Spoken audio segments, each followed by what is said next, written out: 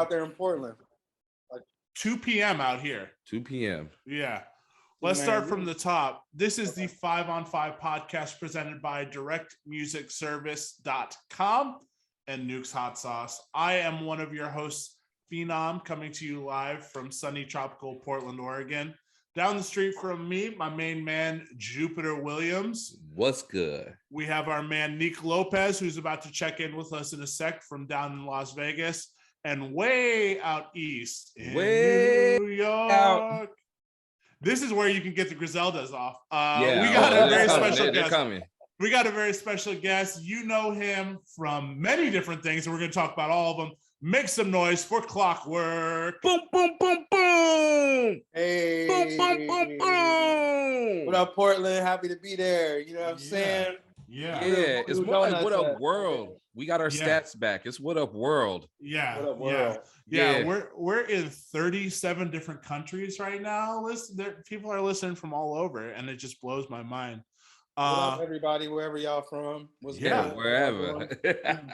What's up, world? Clockwork. First of all, I love you. I'm just gonna say that. I love you, man. I haven't seen you in so long. We were just talking. Do people know about our relationship, Colin? Do people know that we actually do know each other? And tell them. Give them the history. Well, I was in Indy just doing gigs, I think, or was I just trying to? I feel like I was just trying to book myself, as this is way before the Mac Miller stuff, way before the Talib Kweli stuff. This is just me being an independent DJ. I think I was 20 something, and I don't really remember how I got up to Indy. I think maybe my homies maybe knew a girl up, something happened where I ended up there. And I met Colin. I don't really even remember how we met, but I remember when we met, we kicked it. I crashed at your crib for like a few days. You took me all around Indianapolis. We DJ'd at some like college bar around the corner and shit, and we just kept in contact and just befriended each other and just been cool ever since. I mean, this was like 2008 maybe, right? 2008. You DJ'd my 21st birthday party, I'm pretty sure. Okay. I'm pretty sure I brought you out to DJ that, because I remember you had the animated cartoon CD. Yes, that was my first mixtape ever. Yeah, and I remember hella people got that. I remember that ringing off. And slowly after that is when you met Mac and went on the kids tour, right? It's right around that time. But before I met Mac, I was touring with Talib Kweli and High Tech. Yes. I don't know if you know too much about that, but like a year or two before I met Mac and toured with Mac, I was on the Reflection Eternal reunion tour. This is when Talib Kweli and High Tech got back together. They did that last album. I think it was called Revolutions Per Minute. And that's when Kweli and Tech got back together, and then they went on this tour in like late 2008, early 2009. So it was kind of almost around the same time when we met. Kind of shortly after the whole indie thing is when I went back to Cincinnati, and that's when that took off. You were the king of Cincinnati at that time, and it was crazy. It was crazy. It was just shy of this man's billboard being throughout the whole city, and it probably was, for all I know. I got the front page in Cincinnati Magazine. That was the big thing. Like if you got the front page to Cincinnati Magazine, that was like a big deal. And that was like, I had gotten that, and I was like, oh shit, like people really kind of mess with me out here. So dude, shout out to Cincinnati, man, all day, every day. You know, it's funny because we talk about it and we've mentioned it before, but the Midwest just breeds good DJs, really good DJs. Yes. You know, you were holding it down in Cincinnati, but even all the people you were doing those outdoor events with went on to be really fucking good DJs too, for the most part. You know, our homie Sean out there. Including yourself. I appreciate it, man. Yeah, man. You be rocking. The homie Sean out there was doing his outdoor events, bringing everyone through the city. And then we met in Bloomington, Indiana. Yes. I introduced you to all the people at Dope. We kind of navigated through that. We did the Smokers Club tour was right around that time. Yeah. I just found, might have to do a show and tell in a sec. I just found a Smokers Club tour from forever ago. I found the poster that Mac had signed at the bottom. Mac wasn't even on the lineup and signed at the bottom. And I was like, what a fucking time for the Midwest. Because that was the Smokers Club tours when Method Man and Redman was on there. Yep. That was I think Be Real. This was even before that. I'm gonna go get it. One sec. So this was okay, because I'm referring to I did a tour, and we can talk while Colin's going to get the poster. But I did a tour with this was in between. We had a break. I had been working with Mac around this time, and we had like a long break. I think maybe he went on vacation. Something had happened where we had a long break, and I was a tour DJ for the Smokers Club tour, and it was Method Man, Redman headlined it. Be Real was on it, whatever year that was. Oh yeah, that was one of the first Smoker Club tours, bro. Yeah. So this is Big Crit, Currency, Smoke Dizza. Yeah. And Mac signed at the bottom, Phenom, thumbs up, Mac Miller. Not even on the I don't even remember the context. That is very rare, bro. I don't even remember the context of this. Why I had this. And I mean, I remember being there. I think you were there too. Yeah. If Mac was there, you were definitely there. For sure. I don't know. Damn, dude, that's actually, you should like fucking like keep that sacred in the safe, because that's he not even on that show and he signed that poster. That means he fucked with you, bro. Like you had good vibes. You know what I mean? That he signed the poster, he wasn't even on. So that had to be my brother. Yeah. And I want to get into all of that too. Whatever you want to we're going to go down the rabbit hole of a lot of things. What we do here on this podcast, every week we compare two artists head to head. We compare their top 5 songs that are most popular on Spotify. Now this week is Travis's pick, and it's going to be you and I are going to be picking for 5 rounds between these two artists. Which are the best? Yeah, which songs we like more of the two. So Go ahead, Travis. Let us know what the pick is. Okay, so pick is Mace versus Drew Hill. Oh, I like this. This is gonna be 5 rounds today. Wait, Mace like Mace the rapper, or Mace Frankie Beverly and Mace? Mace the rapper. Okay, M.A. dollar sign. M.A. dollar sign. Although Mace versus Maze, that could have gotten interesting. It could have. Okay. Haven't we already done Maze? No, we've never done Maze yet. We've never done Maze. That one's in the vault. That would have been a good one. Ooh. Go ahead and give us round 1, Travis. What's the songs? Round 1, Feel So Good versus Drew Hill, How Deep Is Your Love? Oh. Go ahead, Clockwork. You're the guest today. Feel So Good, my gut. I feel so good.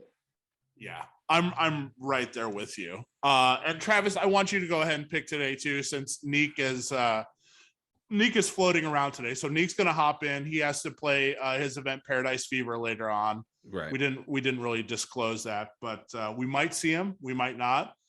But he totally knows. He's like, go ahead and do the show, and we're like, no, we're gonna have you pop in. I'm right there with you, man. Feels so good. Those guys dancing in the shiny suits on Vegas, in old Vegas. I mean, and the verses, Mace's verses are just too jiggy, man. Like they're just too fire. You can play that record. Like I do have a top 5 records for DJs to play if they're bombing, and then like that's one of my top 5 records. Like, like this play feels so good. That's one of them. You know what I mean? Yeah. Play that, and then it'll gather people back together again. You know, reset the room. Yeah. Yeah. That does it. I would say as soon as you drop You from Soulja Boy, you'll just reset the room too. True. Yep. And another one is Return to the Mac. That one is also always. Or Pony. Would you put Pony in there too? I think Pony is reset. One, and rest in peace to DMX. The Rough Riders anthem. Yeah, Rough Riders Party Up. Or Yeah. Party. And Rough Okay. Riders Anthem. Both of those will reset Both the of them. dance floor. Mm-hmm. Yeah. Okay. Travis, which way you going with this? I feel so good. Hollywood swing. Yeah. Hollywood exactly. swing. Sample. Any other day I would do Drew Hill, or against anybody else I would do Drew Hill, but There's it's that Hollywood swing. It's that sample that they use that was just so, and it came out at just the right. Exactly. We're talking about like zeitgeist. Yeah. It came out at the right time within the world's history, I guess you could say. It just happened at the right time. It's a lightning strike. It was a lightning strike. Yeah. There was a doll, and then that came out, and then I miss happy rap. Yeah. I miss like party happy, like Poke It Out. I was just talking about Poke It Out on Twitter. That to me feels, obviously it's a Q-Tip sample, right? But that feels like hopefully we get back to feel good, spend the money rap, like in the club, like enjoying ourselves. Yeah. I like that song. I like that record. Yeah. The world. world. I feel like it takes a minute for that to catch on because, the rise of Little Uzi Verts and the rise of Playboy Cardis and the rise of like kind of this depressed rap.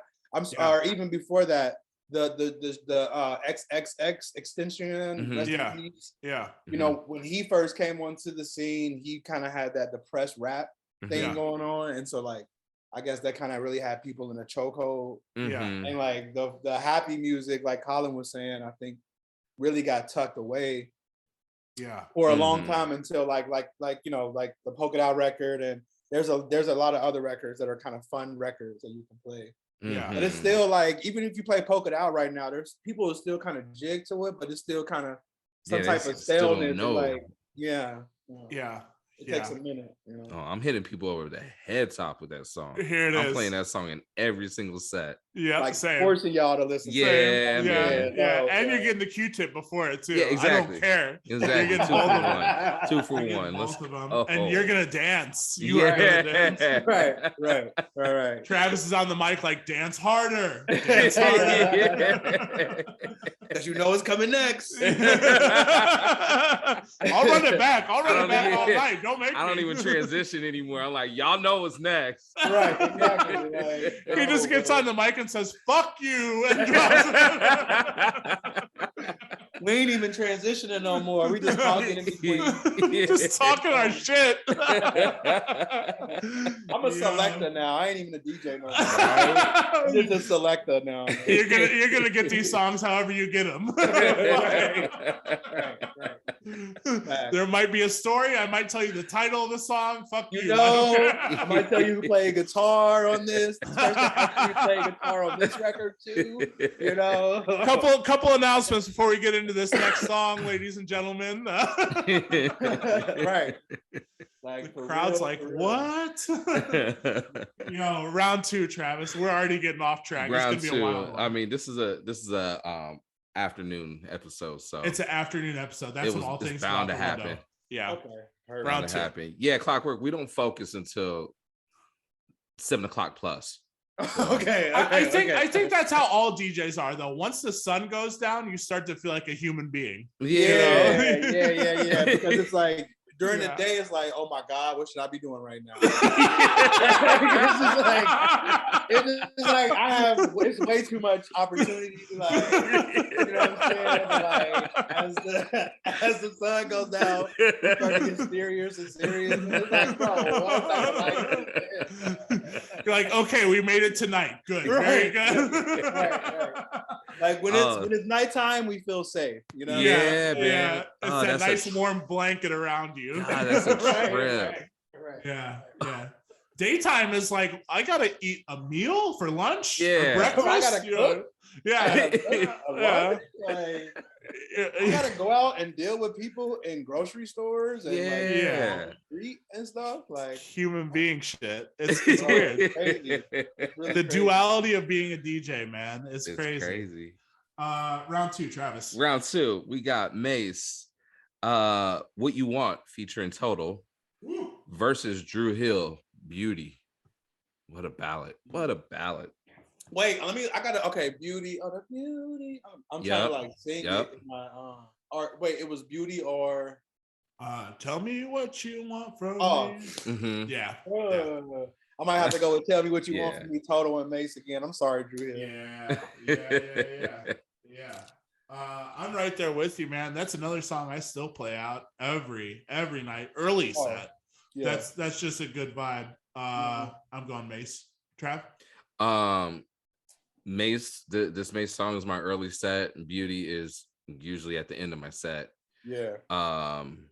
The Mace is early at the set for me too. Yeah, I gotta go with Mace on this one. Because Beauty, they didn't come out with it as a single.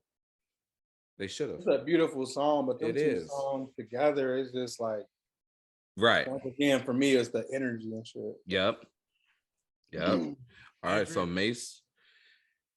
Round three, Mace, All I Ever Wanted versus, okay, this is where it gets interesting, versus Drew Hill, In My Bed, So Death remix. Okay. All I Ever Wanted by Mace. I'm trying to. From his second album. I'm gonna go with Drew Hill. I'm gonna go with Drew Hill, In My Bed. That record is just incredible. Yeah. I don't really know that Mace record either. All I ever wanted was there for you. That's from his second album. I want to say it was like the second or first single from that album. Yeah, that's who was that? That's who that's singing on there? That Double Tamia? Up. That's on that Double Up. Yeah. Is that Tamia on that? Yeah. Okay. I'm gonna go with Drew Hill, In My Bed though. That record, the Jermaine Dupri remix. Yeah. Okay. Slaps. Yeah. You already know, Travis. You know where I'm going. I already know. I'm Drew Hill because I play Only You Bad Boy remix either before or after that. It's the same fucking song. Same thing. Yeah. And it's the Only You remix that you're playing also. Yeah. So yeah. Those are both slaps. Yeah. It is. And we can get into the discussion later of the remix king. Who was the remix? Who was the better remixer? Diddy or Jermaine Dupri? Is that the question right now, or that's just my random question right now because Drew Hill is going to sweep that round. Yeah, absolutely. I feel like I want to. That's a tough one, Jermaine Dupri or Diddy, because for me,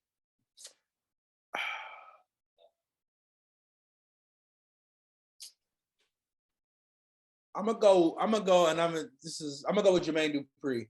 Okay. On that one because he did the Big Papa remix, which is a totally different feel than the original. Yeah, and the sexual healing sample on that one. Yeah, that was crazy. He did a bunch of different Mariah Carey joints, and probably records that we hadn't even heard. But Diddy, I don't know if he was really producing the records. I feel like he was more so just getting people right. He's more the executive producer. Yeah, but Jermaine Dupri was actually like remixing the record, so I'll go with JD on that. Yeah. JD is built for the club. Diddy is more all around, but JD is he's just got hits for the club. Yeah, you know, that's not to mention everyone he kind of aligned with. I'd say JD's roster is leaps and bounds better than Diddy's. Well, yeah. Oh, right. It was supposed to actually battle during the verses too. Yeah. Oh, really? Yeah, they were like going back and forth on the internet. But I think that would be a really, really good battle. But seeing that in that battle would go with what you had said last is Diddy's going to be putting up songs as an executive producer or, and JD's putting up the songs as the producer. Word. And I think that's why I really didn't end up happening is because during the debates, JD was like, well, I'm producing these records. You know what I'm saying? What are you going to play that you produce? Yeah. So I think it started to get kind of quiet. Like, yo, actually, I'm actually making these records and you just kind of overseeing it. So Yeah. You But were that'll just still you were be a just good on the hit, yeah. yacht. You were just on the yacht. That's right, it. you was just on the yacht Dancing all up in the videos. Yo, I would say play Hypnotize though. If he was gonna give 20, I would say go ahead and play Hypnotize. That's he got to. He got to play Yeah. that. He gonna have to play All About the Benjamins. Yeah. He gonna have to play even those Mace records. I feel like he might have to throw some of them Mace records in there. Yeah. Oh, yeah. 100%. You know what I mean? What about Cassie? You think he plays a Cassie record? Dang, he can't. Fuck it. I mean, Ryan Leslie though. Ryan Leslie? Yeah. True. That would kind of be stretching a little bit, but I mean, fucking with Diddy, he might just be like, if it was, yeah, true. Hey, True. Danity Kane, the band. Yeah, I know, but I mean, JD will put on TLC then. Yeah. But then Diddy can play Faith. He probably can play some Mary J. Blige, maybe. Yeah, I feel like he did some stuff with her. That'd be a good. All of the solo albums from the band. Die line. Damn, that's funny. God damn. Man. Let's go round four. Mace, welcome back. Versus Drew Hill. These are the times. Welcome back. Yeah. Welcome back, Carter. Sample from an old. I'm gonna go with TV Mace. show. Welcome back, because I love that record, and plus when it came back, it was a big deal that Mace was back. And True. I actually still play that record when I DJ sometimes, and it still kind of rings off if you kind of do it right. So I'm gonna go with Welcome Back. Sorry to all the Drew Hill fans. Mace is murdering right now. I'm sorry. Yeah. I mean, that was a huge comeback record. I don't know too many people that had as big of a comeback. I mean, Jay-Z, obviously, but like Mace, maybe second slot. People wanted to see Mace back in the game. No, especially at that time. Retirement wasn't a thing in the rap industry. Right. Like people weren't really like leaving rap and then like coming back. Like that was I think Mace was one of the first, like Mace, Lauryn Hill. Well, and the way that Mace left too. Yeah. To be a preacher. True. You know, that was kind of unheard of in rap. Like and be a preacher, and then like at the height of his career too. Yeah. You know what I mean? Like that was pretty crazy. The third welcome back, I think, would be slated for Bobby Shmurda, but we haven't really yet though had that hit record, I guess. The hype superseded the output. Like Boosie was one of them too. Boosie was another one. Oh yeah. Gucci. Yep. Gucci. Gucci came back and then went for the club. Yeah. Before it was like independent Gucci, mixtape Gucci, and then he was like businessman Gucci, like bottle service Gucci, which is a huge fucking glow up if you're looking at the financial statements. Like, the amount you're making off the bottle service songs, crazy. Yeah. And he came out with a good record. He came with that First Day Out, record, and then he came with the Back on Road with Drake. He came out firing when he came out. Oh, and Remy Ma, that was a big one too. Oh, that was a big Remy one. Ma. Yeah, that was when people were waiting for Remy Ma to get out. Yeah, that was another big. Wayne. Yep. Wayne. What was Wayne's return record? What you mean? When he came back out of Rikers. Oh, I don't even know. Damn, what was that?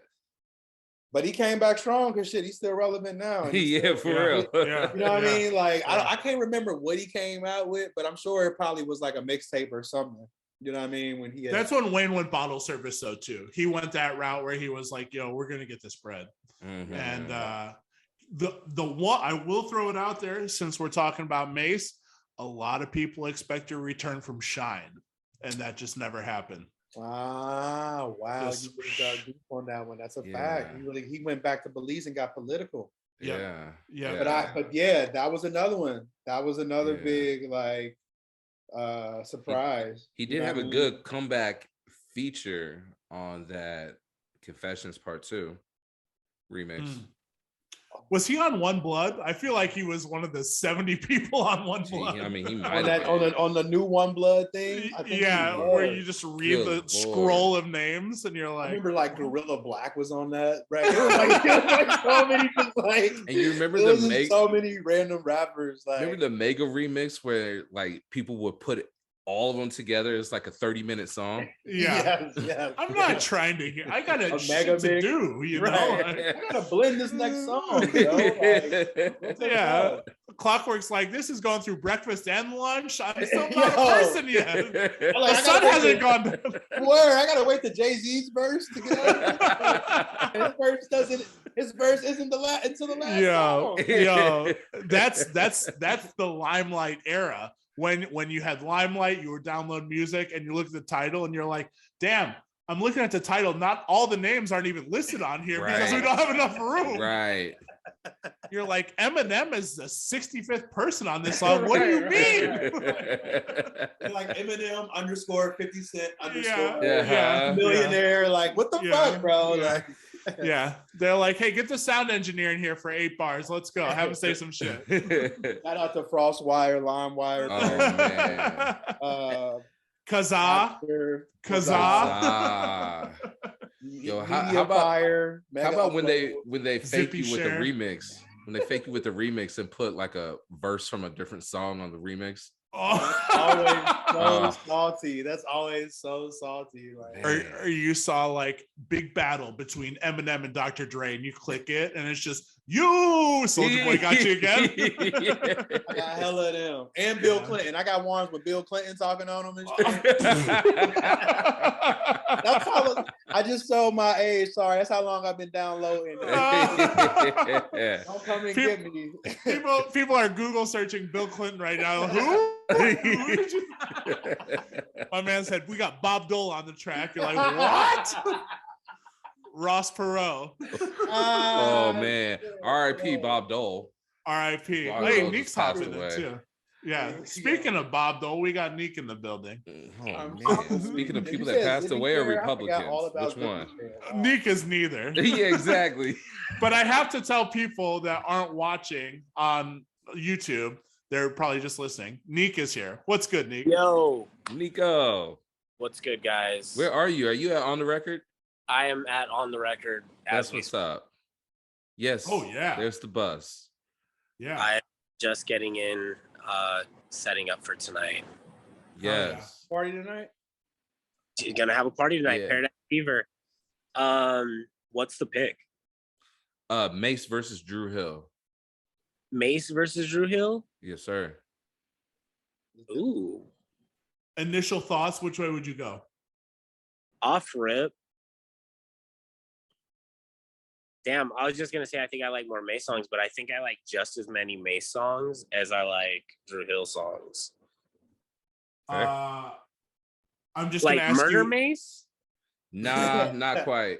No. Like Pastor Mace? Not Big L Mace, not like Harlem 140 Mace. You know? Like not shiny Children suit. Of the Corn. Shiny suit. Right. Oh, okay. Shiny suit Mace. Definitely shiny suit Mace.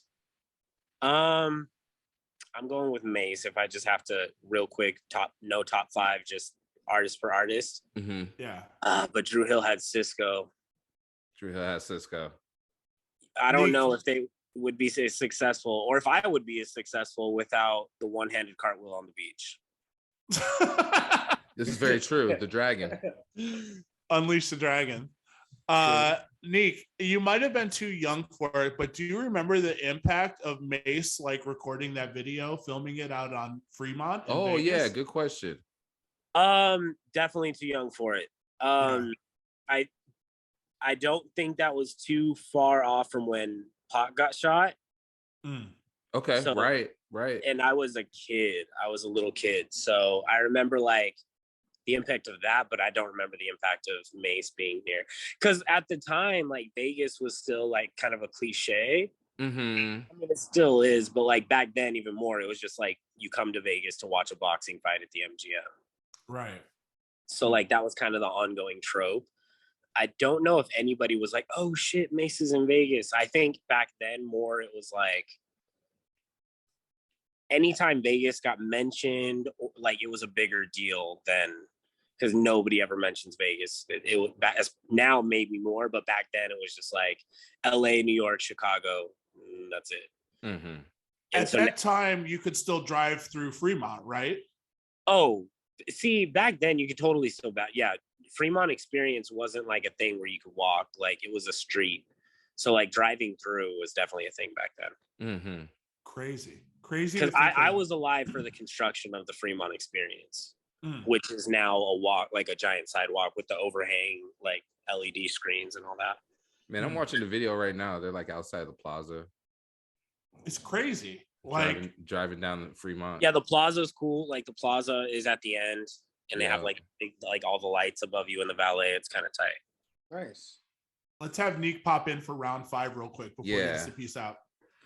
Okay, round 5. We have Mace, Breathe, Stretch, Shake featuring Diddy versus Drew Hill, Tell Me. Oh, that's the last round. That's the last one. That Tell Me What You want. Okay, Yep. I'm gonna go with that, Drew Hill. Yep, with the dance and everything. Yeah, with the hot skip. Yeah, I'm gonna go with the Drew Hill. That Breathe, Stretch, Shake. It was it's I don't know how I feel about that. I like time it, capsule Yeah, I'm in the middle with that one. But I'm gonna go with Drew Hill. I'm gonna go with Tell Me on that one. Because the Breathe, Stretch, Shake, that's how you do the Harlem Shake. That's the Harlem Shake. That's the dance. But I think it came a little bit too late after the whole Harlem Shake. Right. And that whole thing was going on because it really didn't catch on. Because, you know, Eve had the Who's That Girl? Yeah. You had all the Harlem Shake, Harlem records. And I think Mace tried to catch that, but it was just kind of too late. Yeah. And like now when people play it, I think they're playing it just to be cut up and like funny. You know what I'm saying? Mm-hmm. Not like this is a banger. Like, y'all remember this one? I think it's more so like a parody when people are playing it now. Oh, 100%. It's kind of filler, right? It's kind of a filler song where you're like, yeah. Or if you just drunk as hell, you might just play it being funny. Like, you know what? Like, let's play. You know what I mean? Like, that's one of those records. Joker music. Exactly, was on 125 in St. Nick. Yeah, I remember this song. Yeah, you remember that one? It had a whole little. Yeah, it was supposed to be the instructional video on how to harm. Yo, 125th Street. That's especially back then. That's rough. That's a rough neighborhood. Oh, 100%. That's a fact. They were. Hill. What are y'all going with? I'm going Drew Hill, man. I still have Breathe, Stretch, Shake in my Serato though. Me too. Of course you do. Quarterback. 100%. On the high key. Yeah. Breathe, Stretch. I was in like 8th grade when that dropped, so I was Harlem shaking my ass off. Yeah. Hey, show us. Hey. Gotta throw your arms out like, yeah. I was putting the shirt over my knee. Yeah, you gotta be real sturdy with it. I was doing the whole jump. Yeah. Is Charlie there with you? Nah, Charlie, he just called me though. He's about to meet me here. Oh, okay. I was about to have him Harlem Shake on us. Yeah, if we can get a guest Charlie Shake, that'd be good. I'll get you for sure. A Charlem Shake. A Charles Shake. Charlie Shake. Yeah, based on Mary, I'm going with Mace. Oh my God.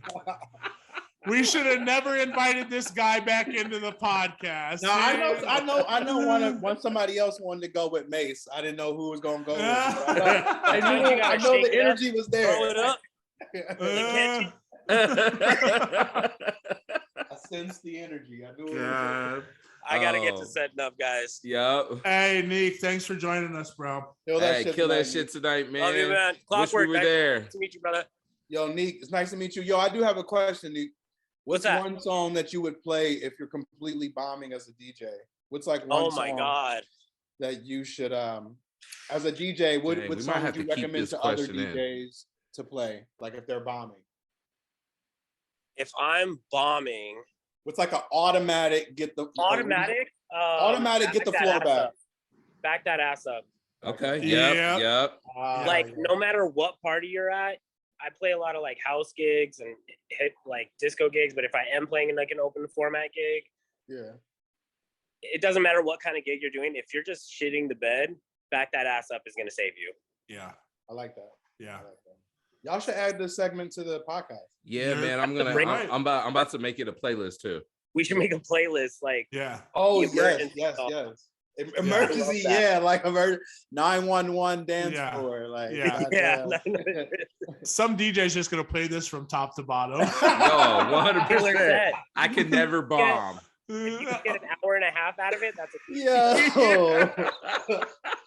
Yo, don't make this. We should charge for this shit. Don't make it for free. We're giving away too many key components because somebody's gonna be like, "Oh, these are They're all." just gonna play that at the party. No, this is the goal.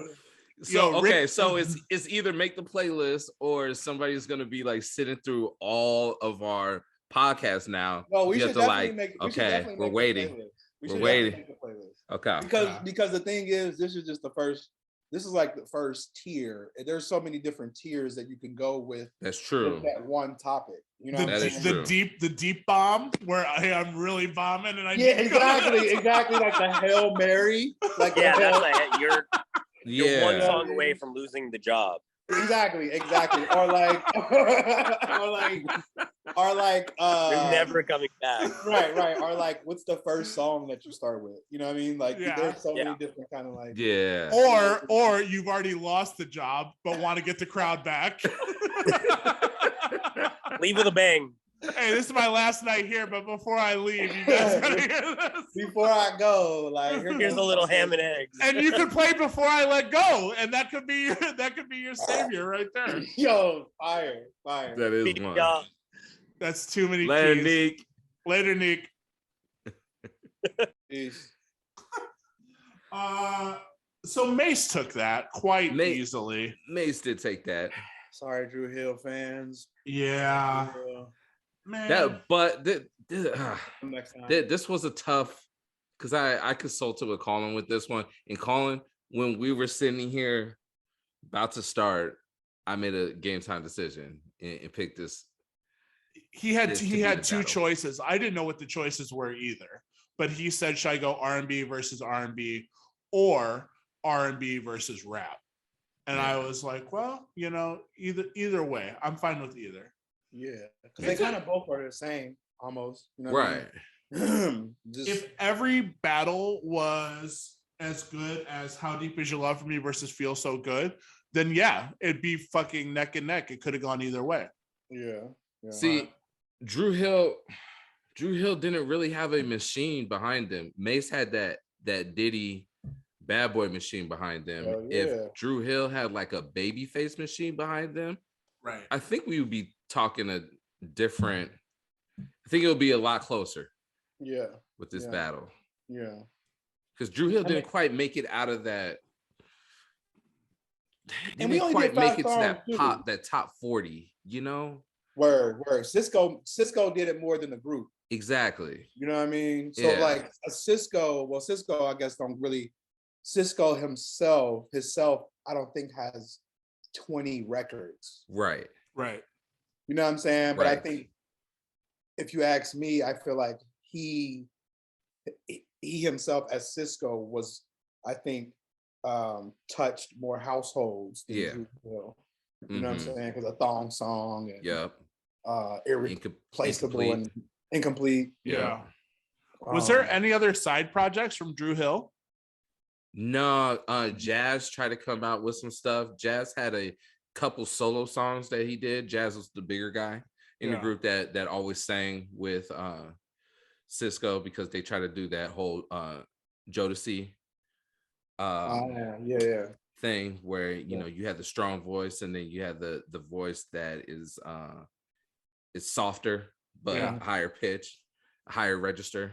Jazz had a couple solo songs, but albums that were shelved. None of the members came out with individual albums, other than Cisco.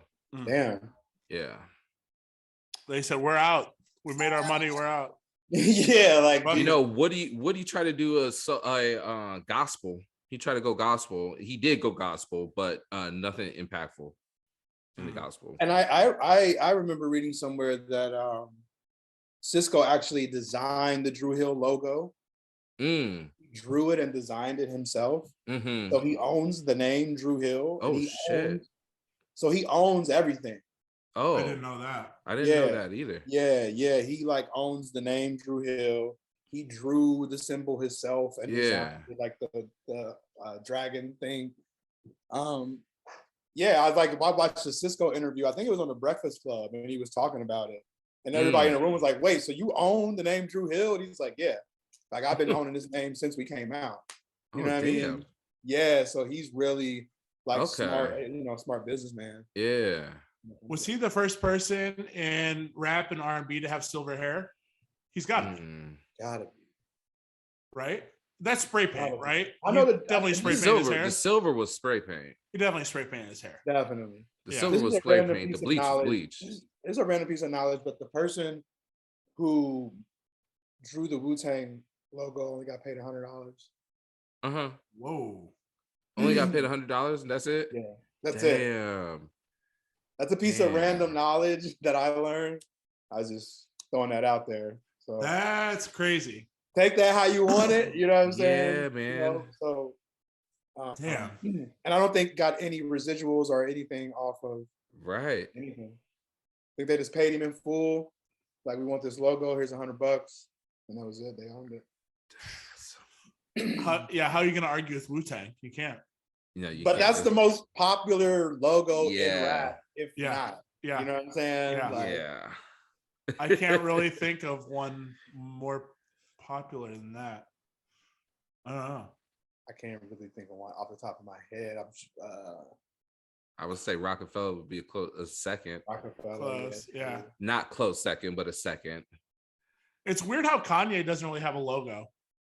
It's awesome. It's awesome, but like, there's no Jay-Z really doesn't have a logo either. Yeah, no. Because Kanye will go. Because see, with Jay-Z, you would say rock. Oh, I'm sorry. I guess Jay-Z would good be music. Oh, true. Right, and the good music is the cherub. Yeah, but that's it though. But if he was playing a show, it would just be a regular font or whatever. Like, right. Yeah. Why did I think of it? A lot of rappers don't have logos. No. I never thought about it like that. Yeah. Like the top 10, like Drake doesn't have. I mean, but that's OVO. That's OVO. That's OVO. But Drake doesn't have a logo, right? Am I tripping? Right. No, you're right. The only logo I can think of right now off the top of my head is DMX. Oh, like his name? Yeah. Yes. With the big with the M looking. Yeah. Well then, okay. Like your top 10 rappers don't have a logo right now. No. Cardi, I can't think of a Cardi logo. I can't think of a Uzi logo. I can't think of a Roddy Ricch logo. I can't think of a Migos logo. I can't think of a Little Baby logo. No. A Da Baby logo. NERD has one with the brain. Truth. There's no 2 Chainz logo though. I don't think there's no 2 Chainz logo. No. There's not even a Tupac or Biggie logo. I don't think. There's a Ty Dolla $ign logo. There is a Ty Dolla $ign. There is a Ty Dolla $ign logo. There's an Usher logo. What's the Usher? The U. Oh yeah. But I'm like, that's crazy now that you bring that up. I'm really like, these people really don't have logos. I guess their name. NSYNC even has a logo. The little star thing. Or something? The star with the Yep. Speaking of NSYNC, let's get into the lightning round real quick. Go. Okay. Clockwork, what we're going to do is ask you a this or a that. You can only pick one of the 2 artists. The rest you have to delete from your Serato and from your playlist until you die. Okay, whoa. Okay. Starting with this. Mac Miller versus Wiz Khalifa. I keep Mac. I throw the weird shit out. We've never done that podcast, so that's just bizarre that we start with that. I don't think we'll ever do that podcast. I love you to death, Wiz, but you shit gotta go, man. because we had Bonix on. We had Bonix on. Yeah. We didn't ask that for Bonix. No, we did. So we did it. No, Bonix is my boy, man. Bonix is when he was one of the first DJs that I considered like a friend on the road. You know what I'm saying? Mm-hmm. So, and he's a little bit older than me. He knew Mac before I did. He was on the radio. He was just a little bit more technical when it came to DJing skills. So in addition to looking up to him, he was also a good friend. So shout out to Bonix. Shout out Bonix. Yeah. I'm gonna text him right now. Maybe we can get Bonix in here. Yeah, there you go. Yeah, Bonix is the man. He's been trying to wait. Isn't Bonix out there in Portland? Oh no, he's in Minneapolis. Or I thought he was down in Portland for a while on the radio. Oh no, he was out. He was out here for a little bit though. Mm-hmm. Yeah, he was out here on the radio. He started up a radio station out here, or he was like the main dude out here, and then he moved to Minnesota. Okay. He was in Minneapolis for a little bit until the pandemic, and then I believe Vegas. He's in Vegas now. Or? He's in Vegas now, working for Jardin, the cannabis company. Yep. Yeah. Oh, really? Yeah. I gotta hit him up. Yeah, he's the LA dude now.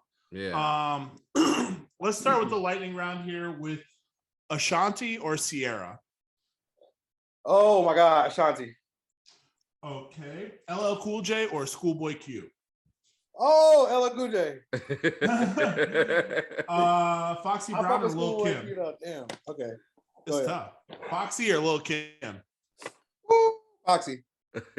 Lauryn Hill or Shaka Khan? Oh my God. Shaka Khan. Ray Shremmerd or T.I.? Oh my God. That's Ray Shremmerd. Calvin Harris or Soulja Boy? Soulja Boy. Cypress Hill or Public Enemy? Public Enemy. Beastie Boys or Run DMC? Beastie Boys. Oh, that's but I fuck with Beastie Boys. I was a fan. You know what I mean? I listened to more Beastie Boys than Run DMC when I was growing up. That's a fact. He was on autopilot for a minute though. Yeah. 'Cause I know my shit. You know what I mean? But that one kind of stung me. Steely Dan or Gangstar? Oh my God, my dad. Okay, I'm gonna go with Steely Dan because I was raised on Steely Dan. My dad loves Steely Dan, and they got bangers. Yeah, they do. Bangers, certified. We talked about them earlier. The Roots or NERD? NERD. Diddy or Rick Ross? Rick Ross. Adele or Rihanna? Rihanna. David Bowie or Queen? Queen. You said Queen, right? Yep. Okay. Zapp or Gap Band? Woo! Zapp. I gotta go with Zapp. They from the Natty. Roger and Zapp. Yeah. Okay. Weekend or Party Next Door? Party Next Door. Who? Weekend. Let's go with the Weekend. House of Balloons is my shit. Since we are talking to someone from the Midwest, Bone Thugs or Do or Die? Oh my God. I'm gonna go with Do or Die, bro. I love Bone, but Do or Die, I'm telling you, I stole some drugs to Do or Die. Like I gotta go with Do or Die. That's fair. Yeah. Drake or Dr. Dre? Dre. Dr. Dre. Ludacris or Juvenile? Woo, Juvenile. Weezer or Blink 182? Oh, okay. I'm gonna go with Weezer. Okay. I fuck with Blink 182, but Weezer got that Smooth Criminal remake. That's Alien Ant Farm. Farm. Oh, Alien Ant Farm. I'm thinking of Alien Ant Farm. All right, go back to that question. So Weezer or Blink? Okay, you know what? I'm gonna go with Blink. Because I definitely definitely thought that was Alien Ant Farm. I'm gonna go. I mean, I thought that was Weezer, but that was Alien Ant Farm. I'm gonna go with Blink 182. I'm sorry about that. Oh, this is where it gets difficult. We're gonna dive in. Sade or Aaliyah? Oh my God, I gotta go with Sade. Okay. She got me some hella good AC/DC or Guns N' Roses? Guns N' Roses. Earth, Wind, and Fire or Chic? Earth, Wind, and Fire. TLC or SWV? TLC. Ja Rule or Nelly? Ooh, Nelly. Tony Braxton or Janet Jackson? Tony Braxton. 112 or Jagged Edge? 112. Missy or Busta? Woo! Huh. Oh my God. Oh, Missy. But that I ain't even want. That was a tough one. That would be a good versus. That would be good, that would be the first female versus male, but that would be a good would be a good versus because both of their music can hold up for 20 records. Like that would be a good one. That's the one that I think everybody's waiting for. That's true. That would be an awesome one. Prince or Michael Jackson? Ooh, trying to start a fight. I'm gonna go with MJ. I hate to say it. I love Prince. I love Prince so much. MJ just got a special place in my heart. My mama loved MJ, and damn, that was a tough one. You can't do that one no more, man. Y'all gotta get that one away, man. That was a tough one. We got two more in the lightning round, and then we're gonna get into the history of you, my friend. Friends over that one. He's still talking about still heated. Man came back for more. He did. He said, let me get another plate. Hold on. You're not gonna like this one, I don't think. Mariah or Whitney?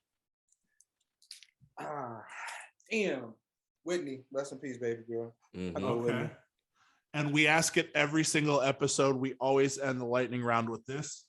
Outkast or Hall & Oates? Oh my God, that's a hard one too, because I probably listen to them equally just as much. Fuck. I'm gonna go with Outkast. Okay. All right. But I mean, Hall & Oates is like, I have a bunch of theme songs that I like really, use every day from Hall & Oates. So that was a tough one.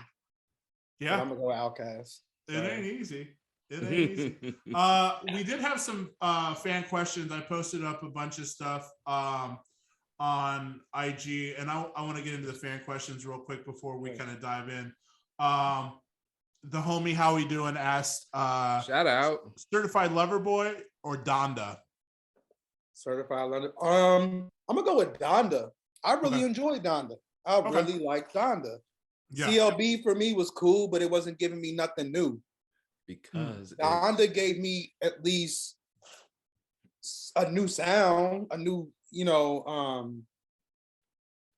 it was, I think, more experimental and way more, I guess, he pushed the envelope more than CLB. You know what I mean? See, I got the same thing from demo tapes and views, and I got a lot of that content from those albums, you know what I mean? Right.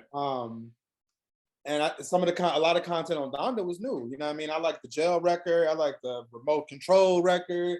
The Junior walking, knocking on my like that's my shit. Like a lot of those records, I can really, have on rotation. So Donda. Travis and I thought Jail was going to be huge.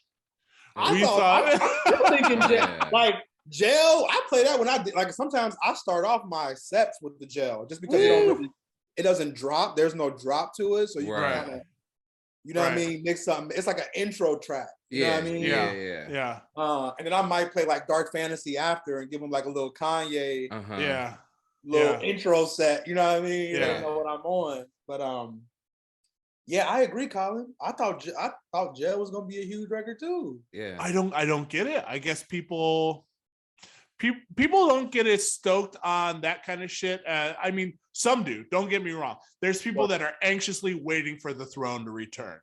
And I'm one of them. I'm right up there with them. Travis is another one. We want the throne to reunite. Hell We yeah, the want song the was fire. spectacle. We want the glitz and glam. We want the whole thing. Yeah. But for other people and for the younger generation, I don't think the impact translates. It doesn't. Because they didn't grow. We grew with the music, Mhm. right?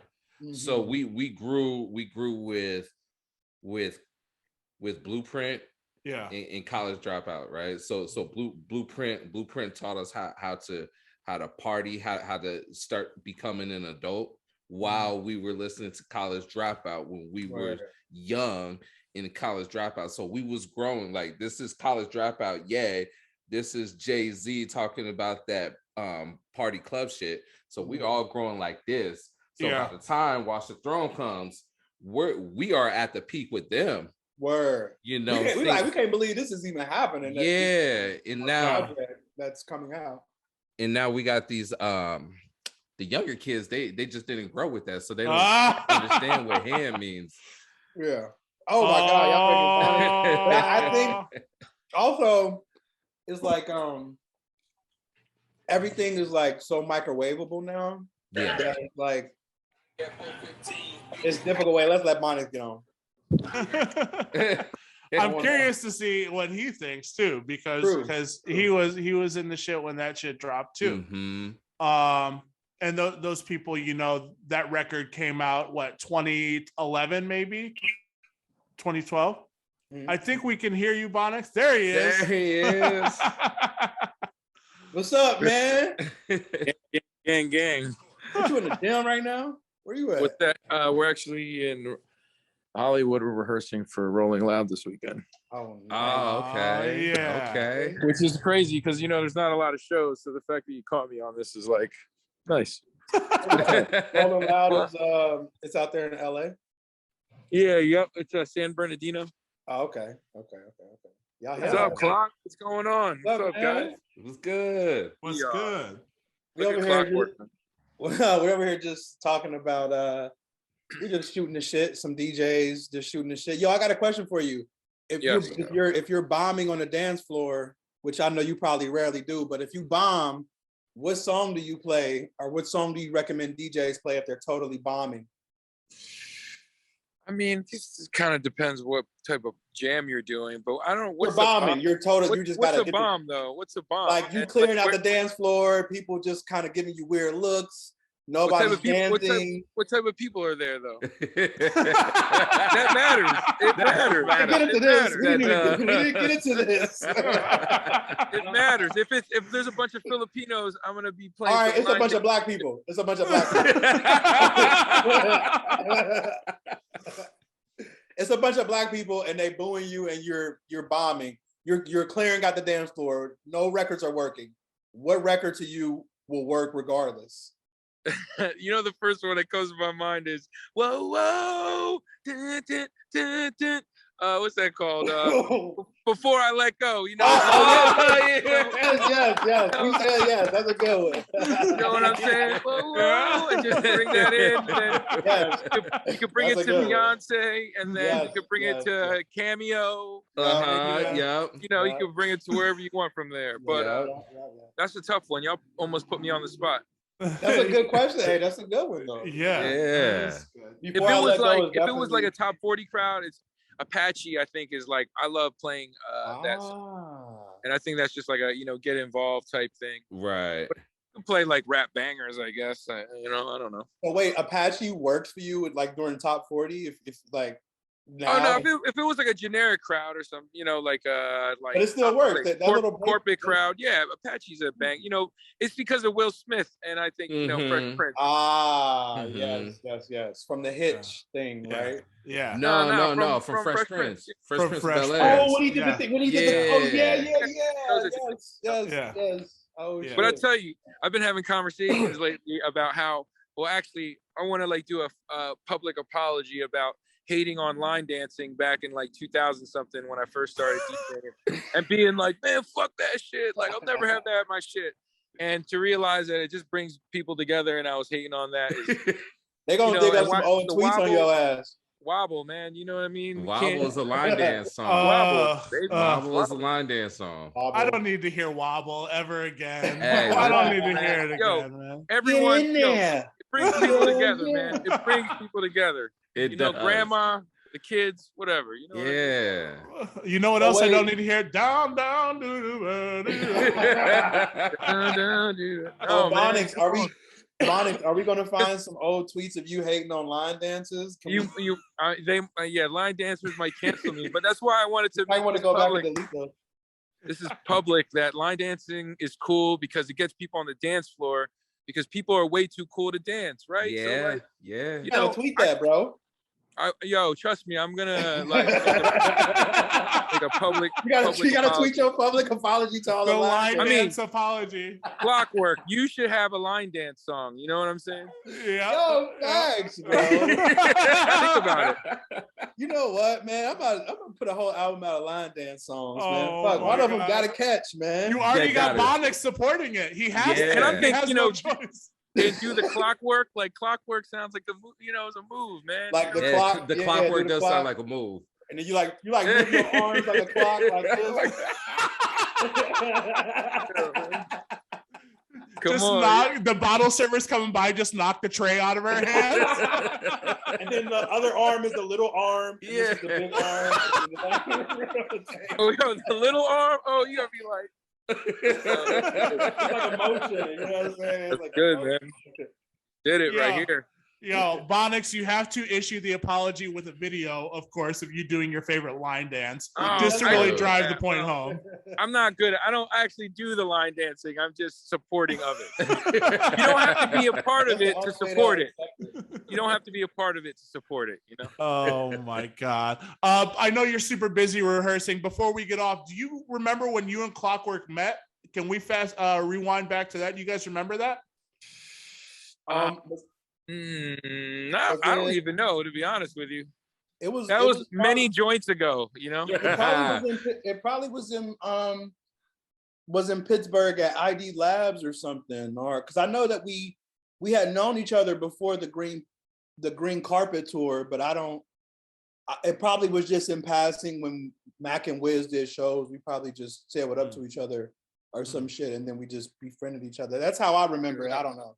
Clock's cool though. Like if I'm gonna be on tour with like another rapper, DJ, or whatever, like Clock's a good one to be on tour with, you know. That's exactly what he said about you. See, Oh, see? yeah. Very See like what I'm saying? it's very unpredictable. Hi, friend.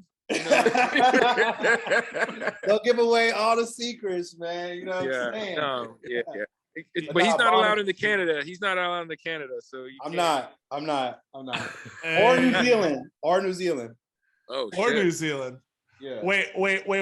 Before we get off with you, Bonix, who can smoke more weed? Oh, good question. Oh, me or Clock? Yeah. I mean, I'm gonna go with me. Come on. This is I the think, real. I think he's smoking the versus. brown. Are you smoking the brown bags again? The brown paper bags again? Yeah, you know I'm not on the paper planes, man. I'm sorry. I gotta get on. I gotta get on the paper planes, man. You gotta match the do rag, man. I see. I know. No, the do-rag is green, so the green is in the inside. You know what I'm saying? But Bonix, look. By next year, that's the. But you gotta hold the small hand on your heart. You know what I'm saying? Oh, okay. I'm holding the phone, so I can't do it. Bonix, by next year, I'm gonna be on the paper planes. I promise.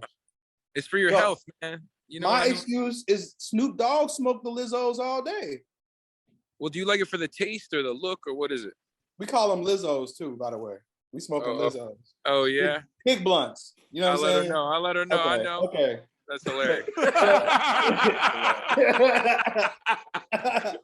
We smoking big Lizzos over here. So Big Lizzo. by next year, I want to be smoking the Ariana Grandes. You know what I'm saying? But this, Oh my god. you know, I'm trying to get to that point, bro. Yeah. I mean, fuck her. No. I think it's the tobacco, man. The tobacco got me in the headlock. I think that's what it is. Is that what it is? Yeah, you know, people put the little like piece of Fonto leaf in the joint. Have you done that? Have you tried that? Well, no, I smoke Fonto. That's what I'm saying. So cut a little piece of it and like throw it in the joint, in the white, in the Yeah, I heard You get the taste. Yeah, that'll slowly take me off the blunts too. There you go. Yeah, but people will like defend the blunt, so whatever. I'm an equal opportunity smoker, but think about your health, But what about Snoop Dogg? He's been smoking blunts his whole life. I mean, sometimes, how many Snoop Dogs do you know? Damn. That's damn. a fact. You got me there. Got me there. Yo, he's even got the branding on his shirt. Bonix, you're the man. Bonix, Look at you. Shout Look out. at you. And I love y'all. congratulations too on that new gig, Bonix. Yeah, come to Vegas, man. I'll show you what it's all about. Yeah, we'll be there. We appreciate you for popping in, man, and kill that shit at Rolling Loud this week with that Clockwork. Let's do it. Yeah, man. Hey, there it is. Clockwork going. Hey. All right, man. I gotta move y'all arm like it's ticking too, like. I'm telling you, started it right here. Yeah. Hey, Big hey, ups, have Bonix.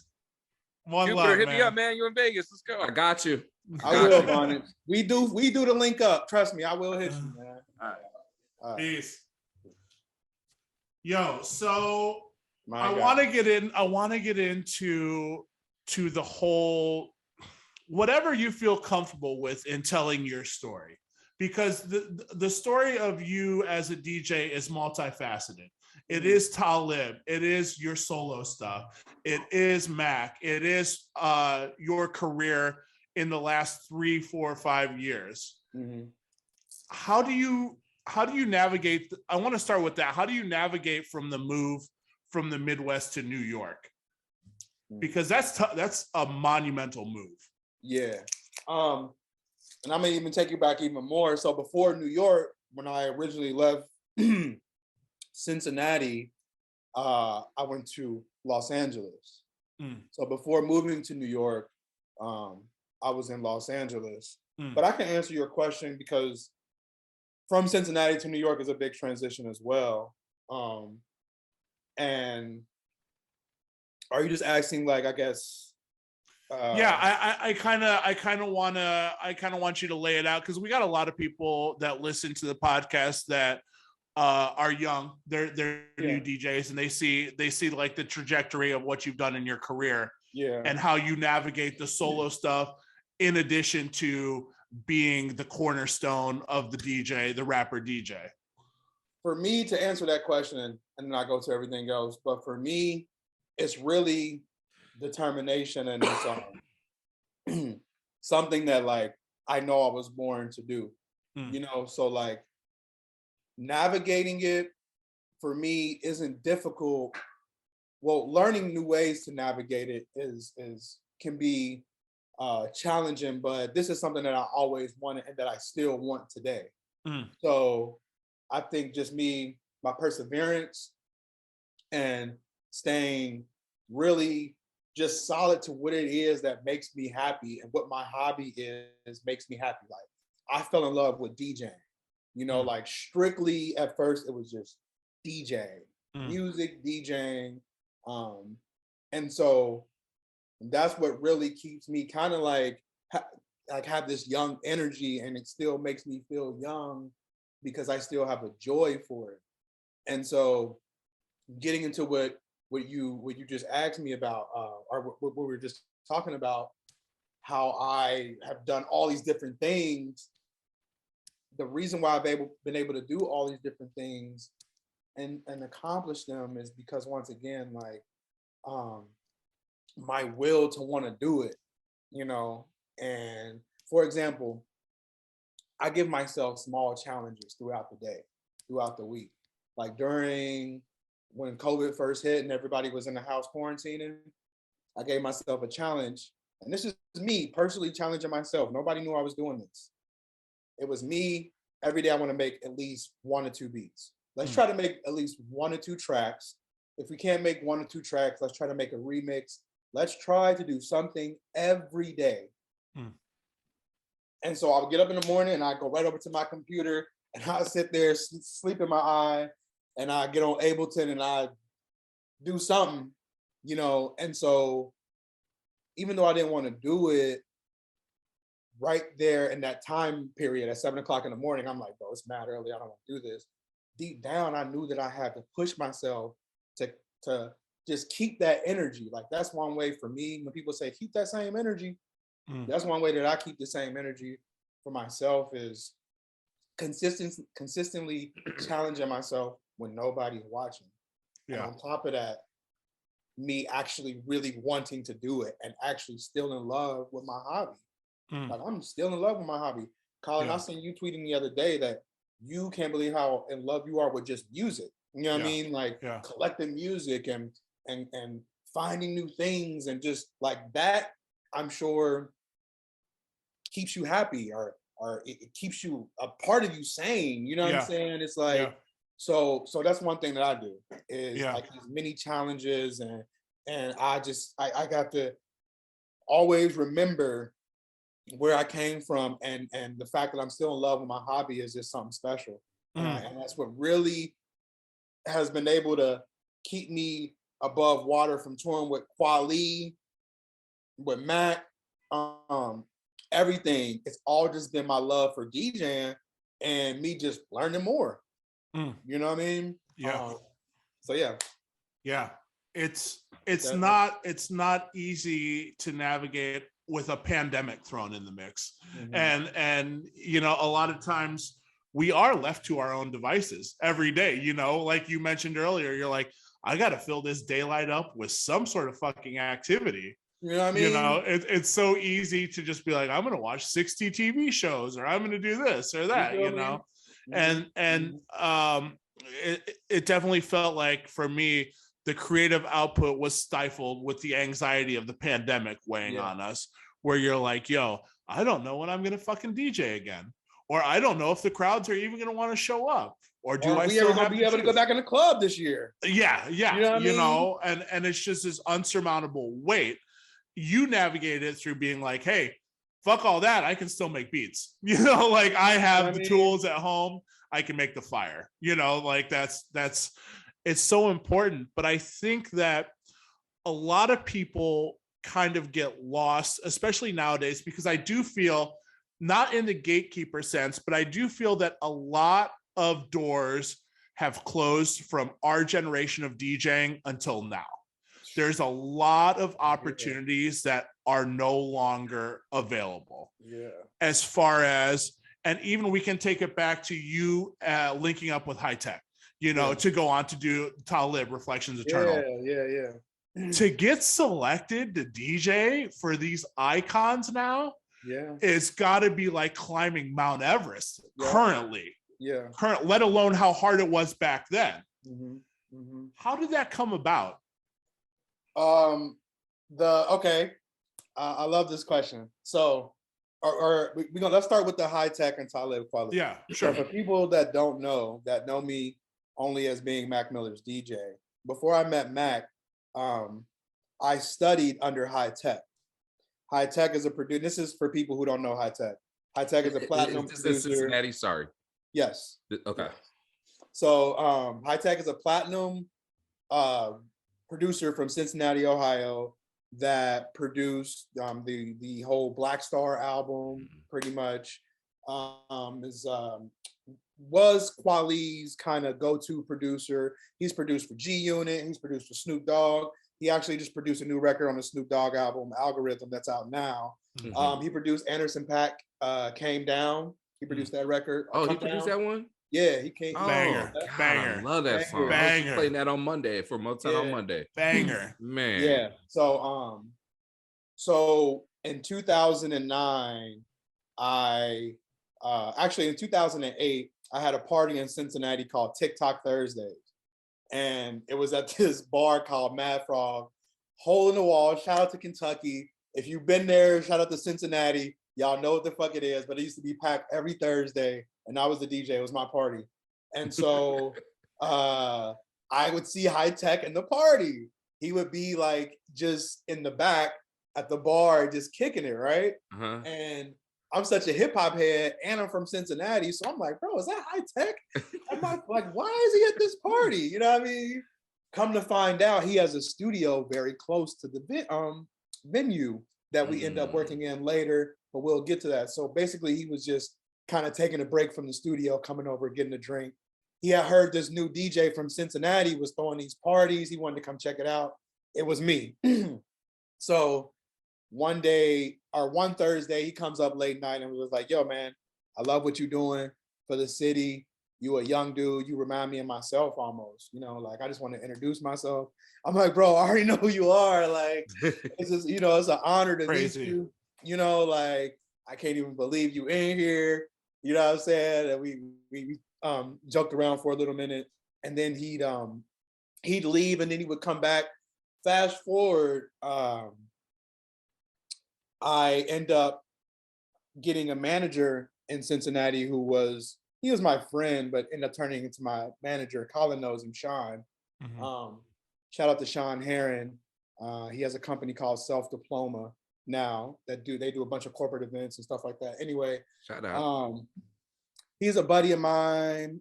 He didn't smoke, he didn't drink. Very, very straight edge, but knew a lot about just how to connect people and that sort of thing.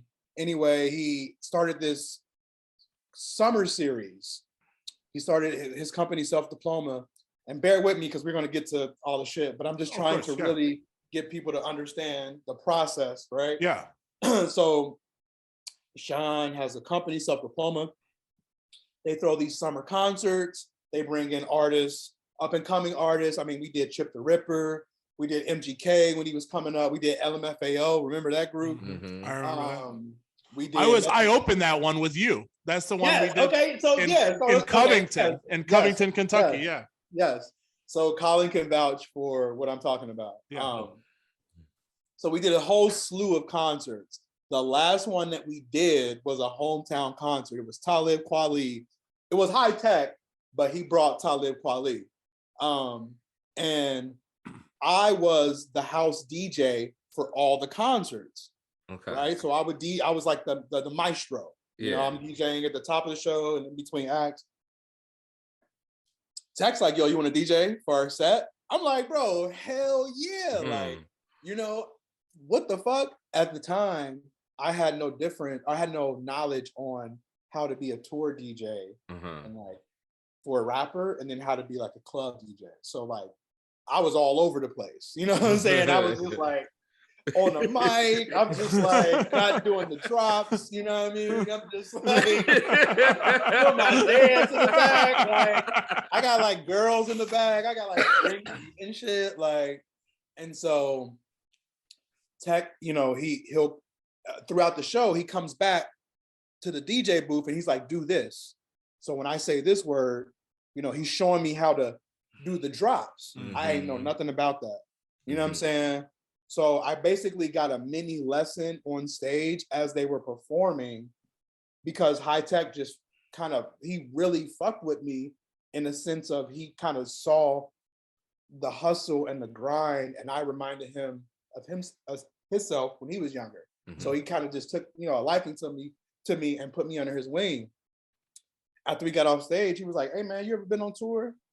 And I'm like, hell nah. He's like, would you'll be down to go on tour with us? I'm like, what you mean? And he's like, yeah, we about to go on tour. Me and Kweli, we tour busting now. We got a show in Jersey tomorrow. Can you be in Jersey tomorrow? Now, mind you, I have never been on, the biggest stage I was on probably at that time was like 2,000, 3,000 people. You know what I mean? This was like 50,000, 60,000 people out the gate. Yeah. Now, when he asked me that question, of course, I told him, yeah, I'll be in Jersey tomorrow. What's up? Let's run it. I can do this shit. Fake it till you make it. Thought about it. Before I even thought about it. That foot was tapping like this. I'll be there. I'll be there. I'll be there. Yep, I'll be there. Fuck it. I heard about the flight. Yeah, we're good. I was young and just ready to get it. I ain't had no girlfriend. I ain't had no kids. I ain't had shit. I was just like, you know what? Fuck it. Let's go. Like, man, the first show, 60,000 people. I had a set list. I had the shit taped on the board next to me. I'm sitting here. My hands is literally shaking. And Kweli and Tech walk on stage, and I'm supposed to start the song, but I'm just looking at them, and they looking at me, and I'm like, and like Tech is like, push play, And he like I literally froze up and forgot how to DJ. In that split second, it was like a sea of people. You feel me? I ain't never DJ for that many people before in my life. Hey, he presses play and is back that ass up. Yeah. And then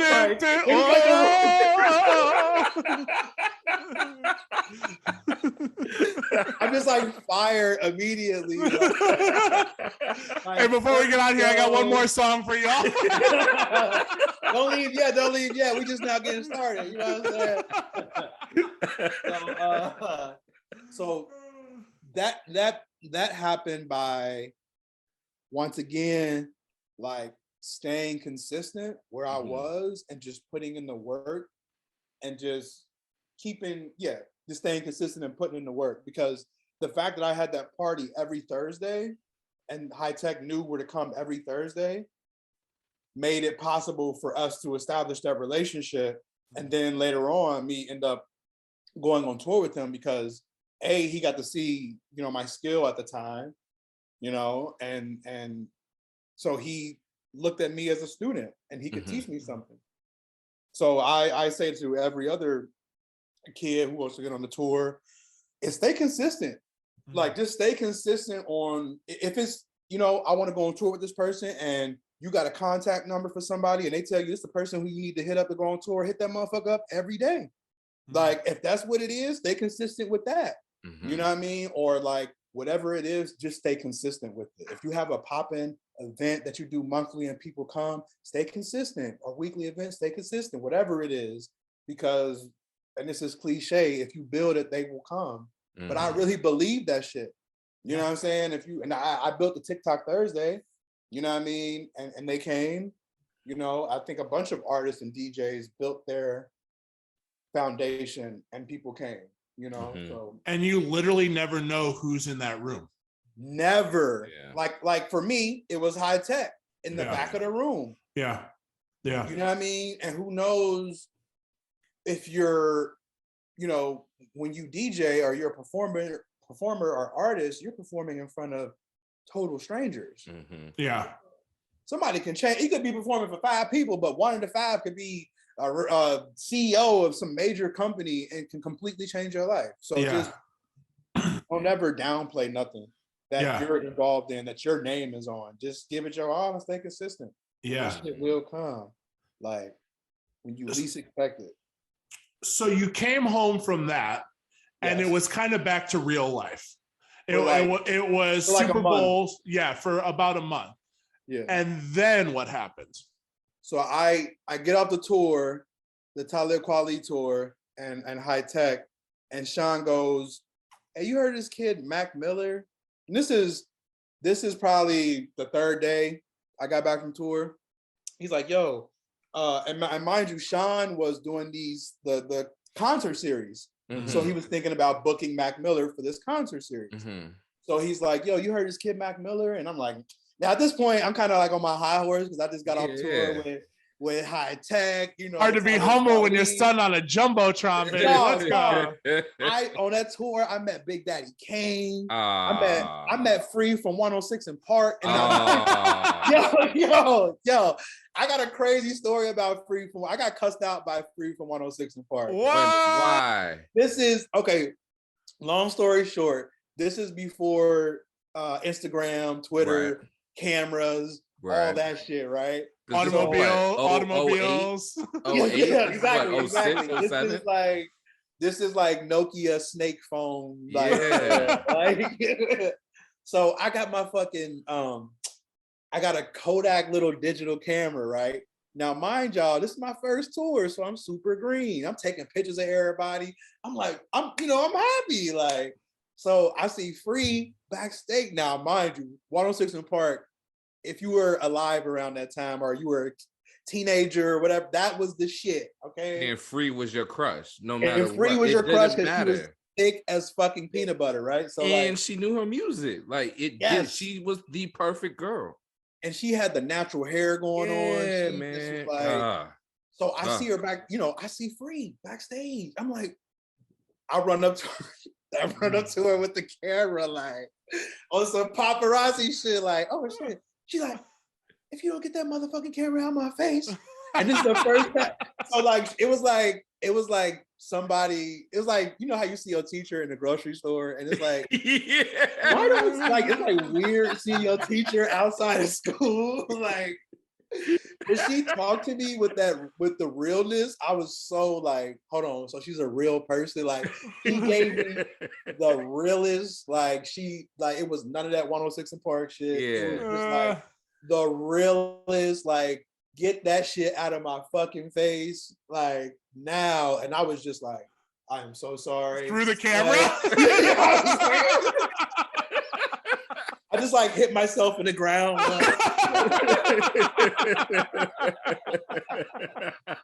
I just like slit my own throat. Yeah. Well, that's why you're on stage frozen, because you just had to deal with that bullshit. Right. What is going on with you, man? Oh man, I think he meant Free backstage. They're like, oh, okay, yeah, I know. Yeah, Clockwork's like, don't say her name, bro. Don't say her name. Chill. I don't even want to know I'm here. That was literally the first time I ever got into it with a celebrity, man. And I was just like, oh my God. I was instantly just like, okay, this shit is real. They are real people. Like, you know what I'm saying? Like maybe because I did like come like right in her face. Did you even make a noise or say anything? You just came up and go, oh. No, I didn't say nothing. I like, it definitely was creepy. On her nose, camera on her nose. And just like the little red dot before the flash comes on is just on. I'm just in her face. Like, who the fuck is this kid? Like, oh my God. I just picture you bowing when she told you to fuck off. And you're like... Yo, that's one of my funniest stories of ever meeting a celebrity. Cause like, she cussed me the fuck out. So yeah. Free, if you're listening. Shout out to Free. Hey. If you're listening, Free, we love you and we're sorry. Free, if you're I don't listening, even remember that shit, bro. I won't even have a camera on me, okay? Man said, I don't even own a camera. Yeah. All right. But mind you, once again, this was before social media days. Yeah. So people were very... Oh, because they would have had a heyday. Someone would have had a camera on you being told to fuck off. Right. And they would have said, what's that guy's at? And then everyone would have dragged you in the comments. No, and that's Clockwork. It would have been a Reddit. Who's this guy? Yo, come to think of it, I saw him on stage right after. Yo, swear. Canceled. There would have been all different type of angles of that situation. Had this been 2021. God. Local paparazzi told to fuck off. That was my first time getting told to fuck off. I wasn't even paparazzi. But... I was actually part of the show. Oh my God. She thought I was a random photographer in the Yo, there goes your dreams of being a photographer, man. Yeah. That scared you straight. You're like, I'm not taking it. Somebody's like, hey, Clockwork, you take my picture? He's like, Nah. Ask him. I'm like, you just triggered. Are you just triggered me? I'm very triggered. Hey, can you hold this digital camera real quick? No way, man. No. Oh, that's a fucking Kodak? No way. Yo, so you came back to Cincinnati. Sean linked you. Sean told you about Mac. Sorry, I got sidetracked. Okay, no, that's what we do here. Yeah. So after and now you can look this up. This is all available information if anybody wants the timelines. So after the Reflection Eternal reunion tour, I got off of that, came back 3 days back home. Sean Heron, that's his name, by the way. He goes, you know this kid, Mac Miller? I'm thinking about booking him in Ohio. He's from Pittsburgh. You know, he has a cool vibe. Like, check this record out. So he plays me Kool-Aid and Frozen Pizza. And when I hear that, I'm like, oh shit, that's a Lord Finesse sample. Like, that's, you know, this is dope. You know what I mean? This is different. Like, and for me, I was raised on Eminem, Vanilla Ice. And so at the time, like my favorite white rapper was Eminem. You know what I mean? And so when I heard Mac, it was just different. For me, it was more like I can ingest this differently. You know what I mean? Like this is like more easy listening. And like I guess I did compare him to Eminem, me personally, because I'm like, I'm such a hip hop head that it's like I would even like I would even tell myself like, no, I'm gonna listen to this artist today because he's a better rapper than this artist. Like, like you know what I'm saying? Like I would tell myself like, no, this artist is better than him. We listening to him today. Like I would be having these arguments with myself. So I'm like, I'm like going back and forth on like between Mac and Eminem. I'm just like, but hold on, like I like Mac kind of more, and he's because it's like more easy listening, and the way that he's putting his words together is like I like it a lot more than how Eminem does it. You know what I'm saying? So that kind of made me like the music, in addition to him sampling the Lord Finesse. That's what really caught my attention, because I'm like, oh shit. You know, I've heard some couch rap over this before, and this kid is doing it. So he's like, yo, would you want to DJ for him? He doesn't have a DJ right now. And I'm like, mind you, I'm on my little high horse, so I'm like, hell yeah, fuck it, let's do it. Like literally, I'm like, that's just, I'm out the window with it. I don't even know what's gonna go on. It's the unknown. You know what I'm saying? So I'm just like, fuck it, let's go. And so he's like, all right, cool, I'm gonna book him. He books him. And I remember the day, so Sean books Mac for 4 shows. We do Columbus, Lexington, Dayton, and Cleveland. And I remember the first day I met him, it was just like he was just some kid around the way that just like grew up in Cincinnati. Like he came in my hotel room, lit up cigarettes, and started talking. I mean, I'm looking at this kid like he's smoking a cig in my room. It's just like, it was just like, it was off top. It was just like comfortable. We didn't even know each other, but it was just like, we was in each other's room and shit. And I'm just like, I'm like, wait, this is kind of crazy. Like he actually cool as hell. You know what I mean? Besides, fuck the music. Like I'm actually like and like his crew too. Everybody was just like, we just meshed. And it was, I'm from Cincinnati, they from Pittsburgh. Our football teams are big rivals. You know what I'm saying?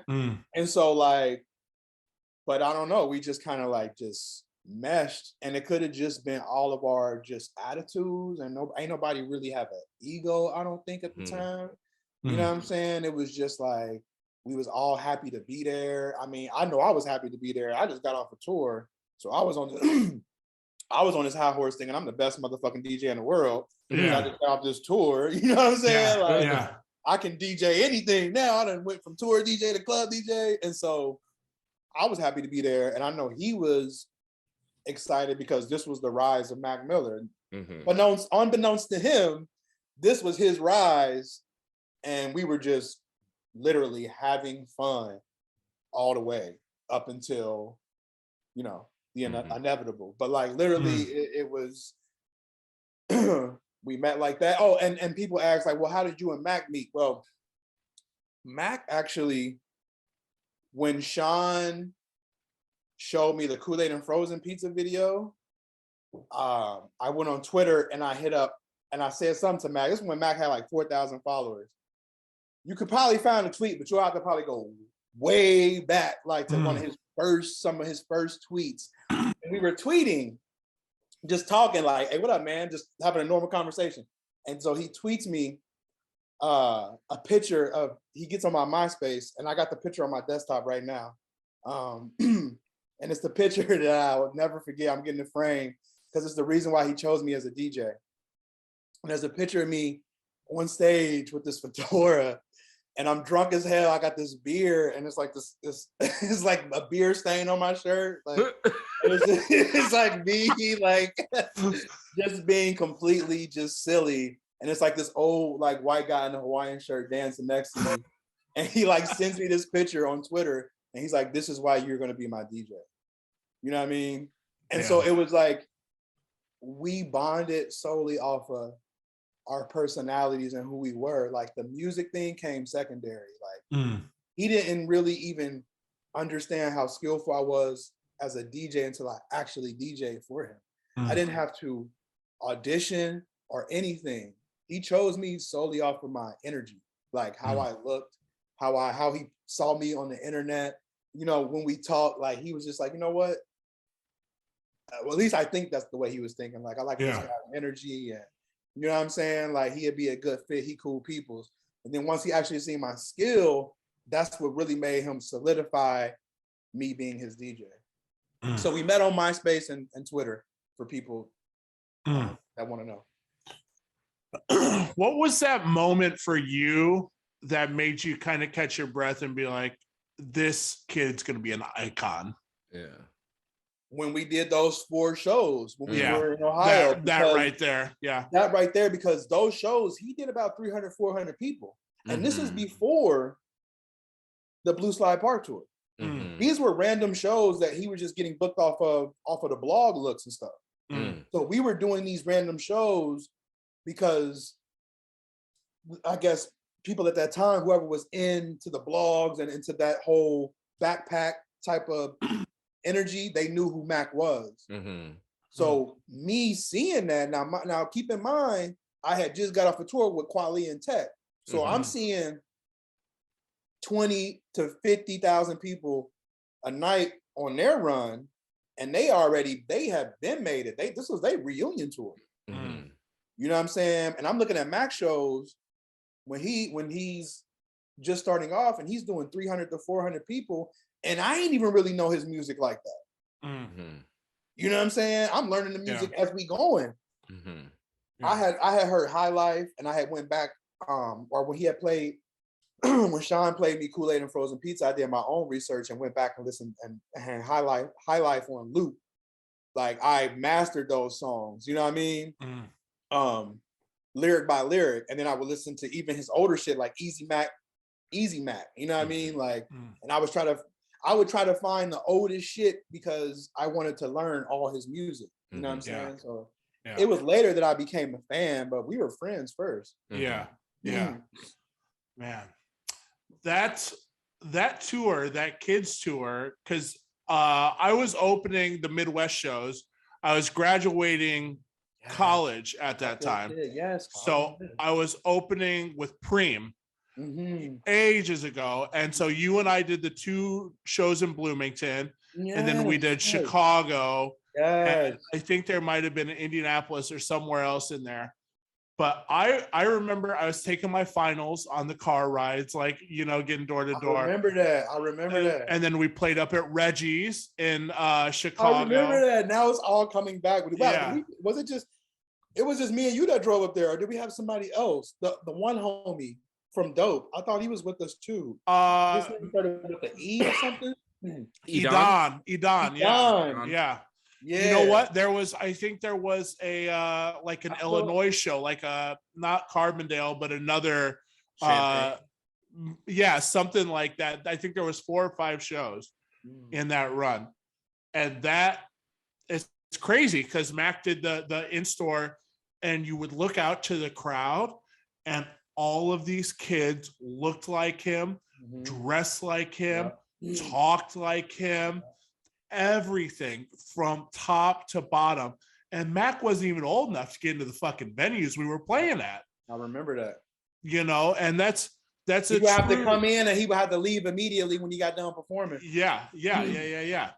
That is the true testament of the icon, I think, when you have that built-in fan base that eats, sleeps, and breathes what your brand, which is actually just how you act, what your brand is. Yeah. It's fucking incredible, man. And that's another thing that I noticed too that you brought up is like, yeah, all the kids were dressed like him. When we did those shows, Crazy. those four or five little starter shows when I was Yeah. this DJ, that's another thing that I noticed that, yeah, you mentioned was like, yeah, all the kids literally were already dressed like him. And that was also a eyebrow riser for me. Like, oh shit, like Yeah. these kids are like, this is like almost a cult following. You know what I Yeah. Mhm. Yeah. mean? It was, I don't want to say it was the peak of streetwear, but it was pretty damn close. No, it was was- because it that's it was when the start of it. It was Yeah, the it was the start. start of it. Dope Yeah. Couture Yeah. and Yeah. Greedy Genius and Yeah. what else? Yeah. goddamn, Huff and hundreds Huff, were riding high. LRG. Yup, LRG. LRG. Yeah. Mhm. You know, that What was that other brand from Utah? Not Young and Reckless. It was but Young and Reckless. Young was and one of Reckless is Yeah. the I can't think. Creative Rex was around that time. Creative Rex, yeah. what is it? Famous Famous, the stars and all Yeah. that. Yeah. Yup. Yeah. I Oh, swear- even they had the Von Dutch and stuff Von during that Dutch. time. Yep. Yeah. Yep. Yeah. Affliction, all that shit. Yeah. It was such an era where you were still getting your music off blogs. You Yeah. were still, everything was still word of mouth. It wasn't algorithm. The algorithm was not driving any of this. Right. It was simply, hey, check out this fucking kids mixtape. That's And a then fact. it was That's a it fact. was It was the the mixtape. snowball. Yeah. Yeah, and I kind of want to touch on, because you started rapping as well. Yeah. I had always been rapping for real. Yeah. I started rapping when I was 14, 15, but the DJ Yeah. thing kind of shot up. But go ahead, I'm in there. And what led to you being like, hey, I should take this a little bit more seriously? Shit, Mac. Yeah. So I used to be a part of this rap group called Exclusive, and we spelled it with the X. So it was like XCLU. And this Very is cool. This is when I was like, I guess 17, 18, around that time. And so I did that in high school, and then I stopped, and then that's when DJing kind of really took over my life, and that became the priority.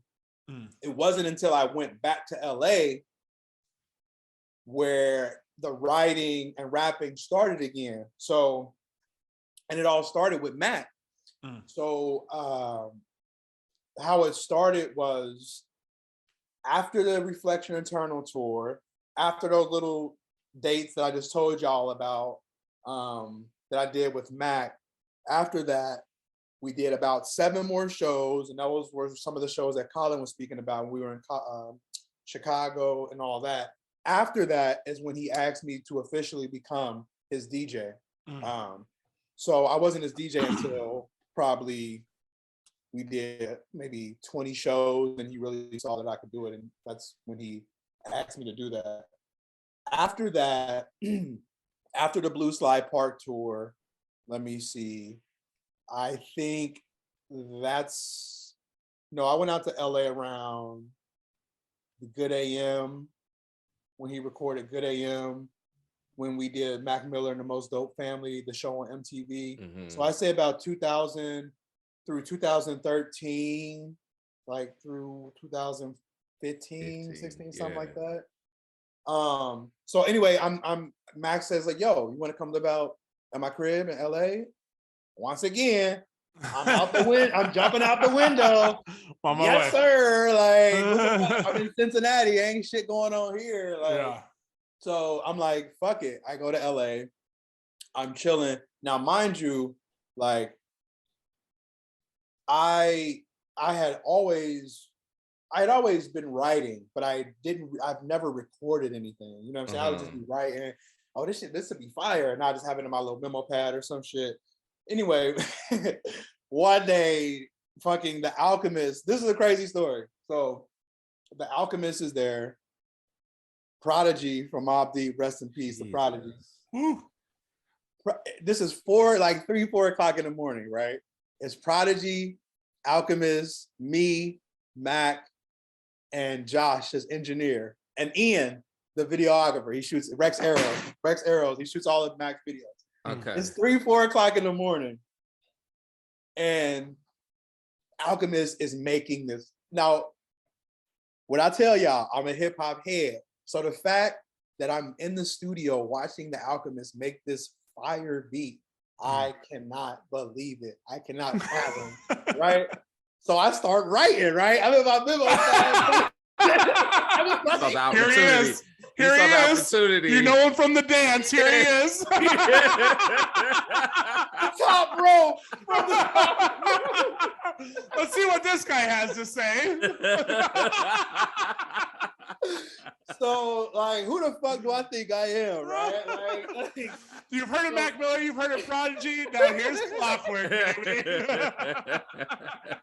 Like, all these powerhouse artists are in the studio, and my ass is on a beanbag chair in the corner writing this verse, right? So, Alchemist and Prodigy, right? So at this point, and this is also a cool little thing that I got to witness. I got to witness like how Prodigy writes his verses. You know what I'm saying? So like it was like Mac and Prodigy writing verses at the same time. So it was like two rappers in the studio. One was in this corner, one was in that corner, and they were like rapping in the corner. You know what I'm saying? They was like rapping to the corner. Yeah. You know, like as if they were like almost damn near like competing on a record. By the way, this record is called Confessions of a Cash Register. It's on Mac's SoundCloud if you want to go listen to it. So, and I'm on the version that didn't get released, but here's my story. I have the version, right? So I'm on the song with the Alchemist and Prodigy, motherfucker. Yeah, you are. Anyway, Yeah, you are. So I'm writing it, right? And I see Mac look over and he's like, oh, no. I'm sorry. Prodigy goes in, records his verse, and I'm just like dumbfounded. And then like Mac records his verse, and I'm just like, this is like probably one of the best nights for me because I'm in here with like some of my favorite rappers and producers, and it's like, and it's very intimate, you know what I mean? And so they all leave, right? And so it's just like, so they're replaying the record, they're listening to it, like, man, this shit is so crazy. Mac is in there listening to it, and I'm like still writing, right? And so he's like, Clock, what are you doing over there? I'm like, nothing. I'm about to actually just go to sleep. You know, I'm about to go to bed. And he's like, nah. I was like, are you writing something? And I'm like, I just wrote like a little verse, but I mean, like, yeah, I'm not gonna be long. It's like 2-3, you know. It's like there's pictures to go with it and shit. I like sketch out diagrams and shit. Yeah, flipping pages. Just a couple, like, you know. I'm like, bro, I just wrote like a little something, but I mean, this is you and Prodigy, so I'm like, I don't got no business being on this. He's like, let me hear it. I'm like, bro. I'm like, no. I'm like, listen, literally, like, I was just, the beat was fire, so I just wanted to see how like I would sound to it. You know, I'm trying to like not rap it. He's like, Clock, if you don't fucking rap this song, like, I'm like, are you serious? He's like, he's like, rap me the first couple of lines. So I'm rapping it, right?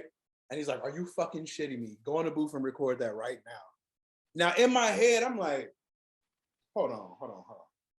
You want me to record this verse on this Alchemist beat with like, it just like, it was crazy that he could even believe in me and even want to even, that's some shit that I would do. You know what I mean? Like the fact that he was just so willing to do that on a serious track. Like, bro, he been wanting to work with Alchemist forever, and Prodigy's one of his favorite rappers. And I'm over here just cutting up, writing the verse. You know what I mean? And like, literally I go in there, record the whole verse. He sat there and recorded me himself and literally edited the whole thing, chopped up my verse. I mean, we was in there for like another whole 2 hours. Damn. And he sent it. So the next day he sends it to Alchemist, and like Alchemist, he shows me the email. He's like laughing by showing me the email. The email just says, who the fuck is that at the end? Like that's all the email says. And it's like, please take him off. So I got cut from the record, you know what I'm saying? Yeah. And it never came out, but I have the version with me, Prodigy, and And Mac on the song. So Yo, y'all want to play it? I can send it to y'all. Y'all That's can amazing, it's man. fucking crazy, man.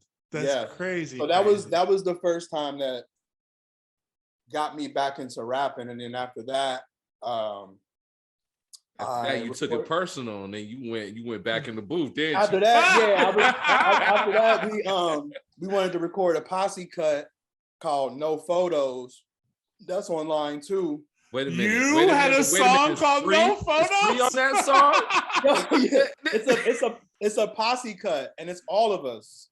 Oh, it's not just free? No. No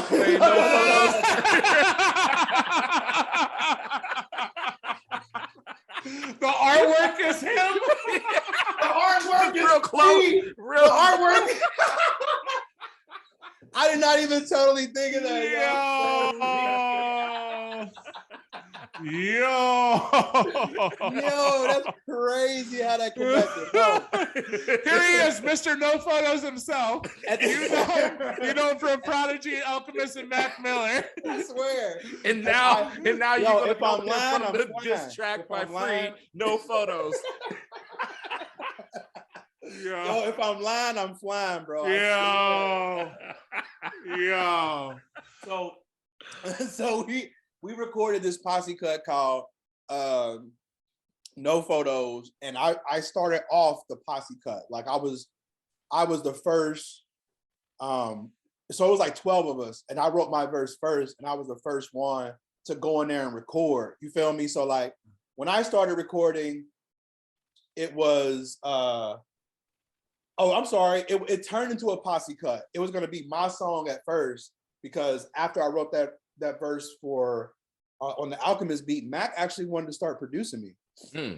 So that's where Clockwork came from. Mac produced that song. I got a video out for that.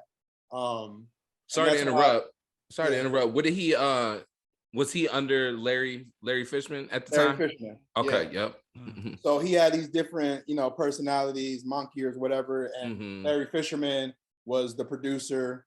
And so he wanted to really work with me under the Larry Fisherman name and produce this project and put this project out.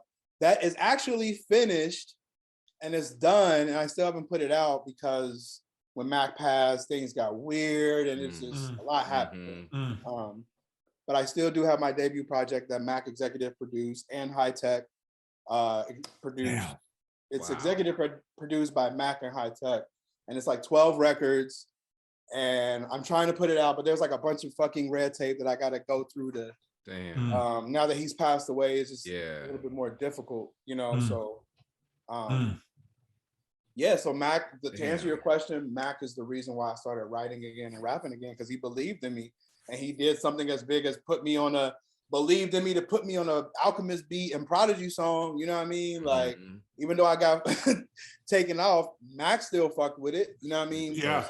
Alchemist and them team. And now whenever I see Alchemist, he always be laughing like, "What up, man?" Like that's how he know me. You know what I mean? Yeah. So it's all love, bro. It's all love. You know what I mean? That's fucking wild. Can I ask a hypothetical question? And this question always pops in my head every time I hear the newest stuff, like right before Mac passed. Clockwork, how do you think the music landscape would have looked like if Mac was still around? Because he was going on this musical journey that was unprecedented. But I think a lot of records I think a lot of people would have started. I mean, some of the records, even like a lot of newer Justin Bieber records, even like the Peaches song and like a lot of his stuff kind of sound like Gang and you know what I'm saying? It's like, I think if a lot of music would have started sounding like Mac's music. A lot of people were trying to recreate the sound that he was coming with. And it was his own niche. It was a familiar sound. We had kind of heard those vibes from like, the Selection people. And, you know what I mean? That type of Flying Lotus type of sound. You know what I'm saying? But he was kind of putting his own twist on it. So I think that he would have been a lot more artists would have been trying to recreate his sound, and it would have been a lot more sounding alike, I think, artists. You feel me?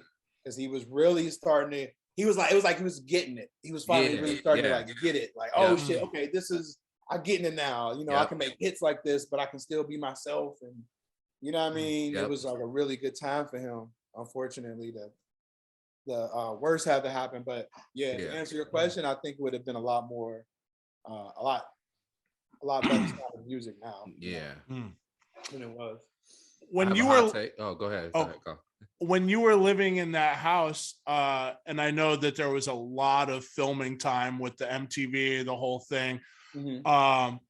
Mac loved to cover songs, right? In his downtime, he was playing other people's songs and doing them better than them. Hell yeah! Is there any songs he that did Chris stuck Brown, out? Chris Brown, "Beautiful People." Whoa. A lot of people don't know about that one. Like Chris Brown, "Beautiful People" was like one of his favorite like records, and he would do that one. He would do. He did. Now this was Blue Slide Park, and this is he was doing Wonderwall for a minute when he was doing the guitar, and he would do it behind his back.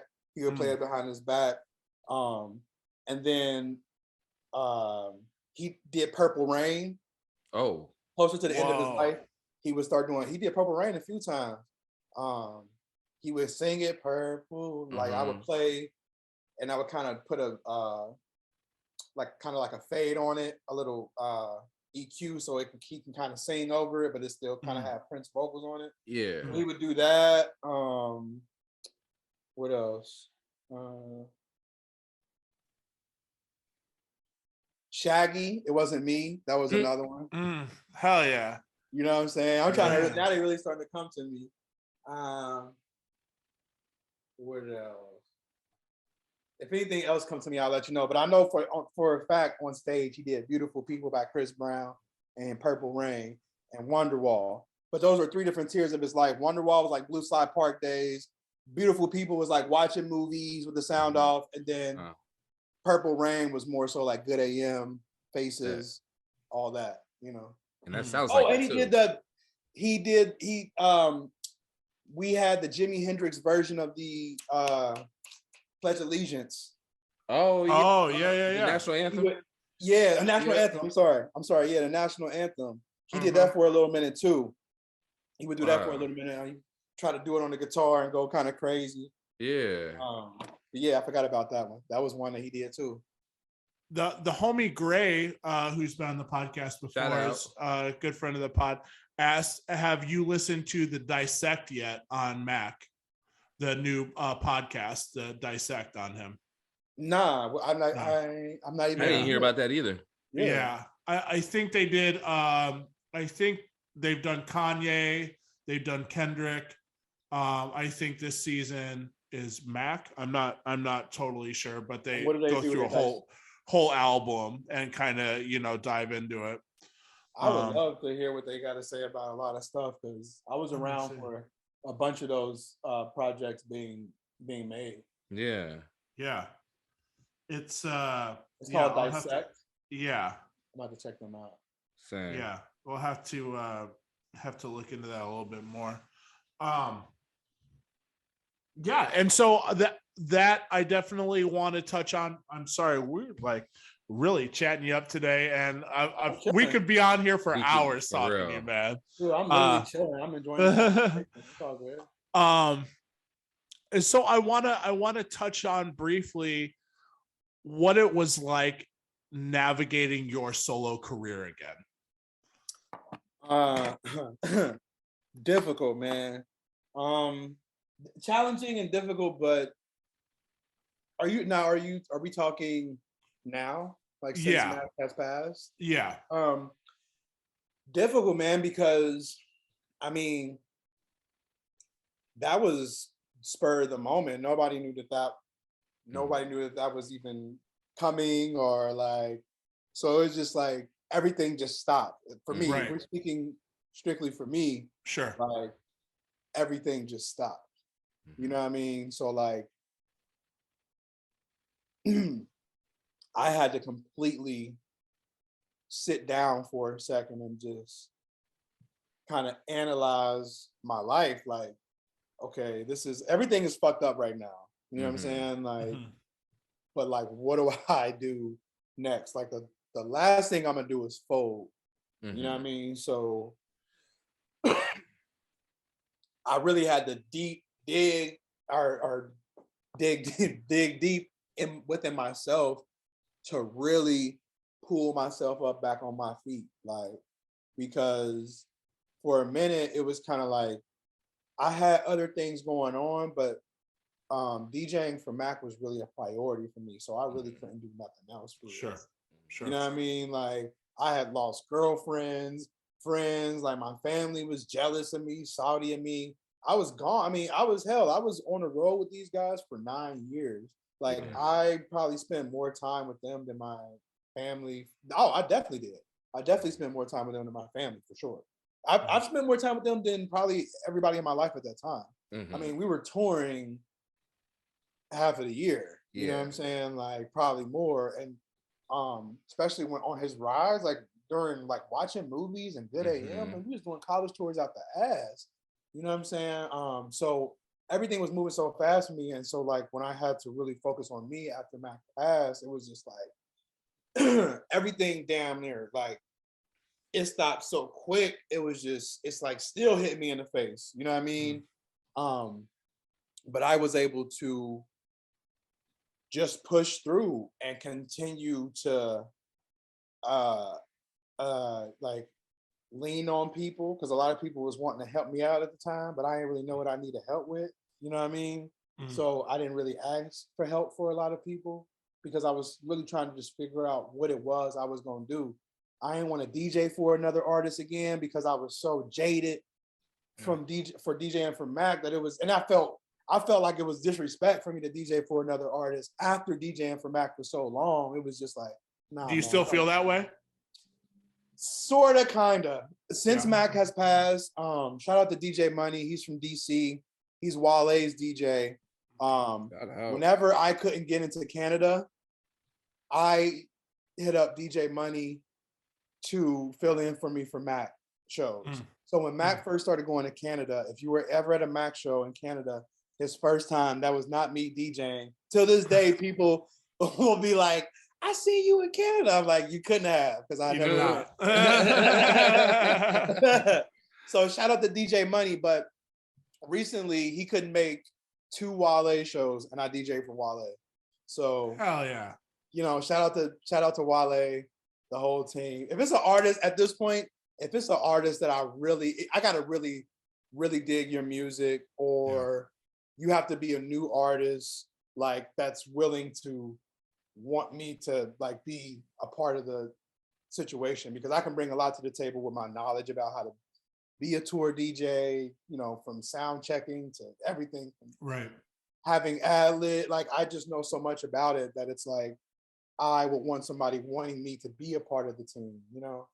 I don't want to feel like I'm chasing after a new artist, like, oh, you should keep me as your DJ because I know how to do this and that. Like, if it's like that, then it ain't worth the hassle for me. But if it's an artist that I really like and they want me to DJ for them, I would love to, you know? I mean, you're a seasoned vet. You know, there's no ways around it. You are a seasoned vet. That's You've a fact. Been out here, That's a you've fact. seen the shit, the good and the bad, you know, and I will go on record with saying you've seen far more aspects than 99% of the touring DJs, including having to deal with the passing of Mac. Like, that is exponentially more than other people have seen. And I never even thought about it like that. That's real as hell. That's super real. You got those flowers, my guy. You are, I do. I bring you on here not only to talk about you as a photographer, but also as a No, I'm gonna go through. If I could find that camera, because I took the picture. Yo, please. That's why I got cussed out. So the picture is there. That will be the picture for this episode if you can find it. Bro, that was like damn near 10 years ago, bro. Yeah, if you can find that, my guy. Hey, she ain't forget. I do have the picture for my. She definitely didn't forget. I do have the picture for my MySpace, though. I can send y'all that Mac chose that. Oh yeah. Yeah. Say that one that gave him, or that with the that fedora was the reason why. Yeah, that was and the the reason why I beer was. stain. Yes. God. Yes. Hey, Clock, were you But wait, to answer your question, go ahead. with the solo career thing, I wanted to say I had to step outside of music to figure everything out, financially, mentally, spiritually.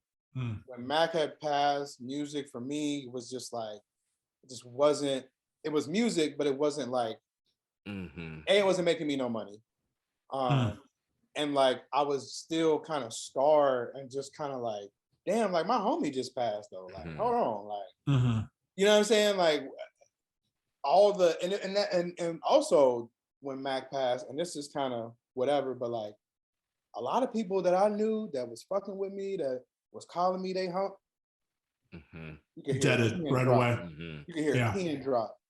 You know what I'm saying? So like when Mac passed, a lot of people kind of just quietly disappeared from my life. All these industry friends and all these rappers, all these, and it's a good group of people that checked on me, that stayed solid, that I got love for. Colin was one of the people that hit me up. A lot of people hit me up that I really got love for, that I'm like, I embraced, but it was like, I just peeped how many people kind of just drifted away because I really didn't have that attachment to Mac anymore. And that kind of just, I mean, spiritually, I'm always gonna have that he always gonna be there for me, with me. I'm always gonna have that connection, you know. So it was like, I'm actually glad those people kind of slipped away and disappeared from my life.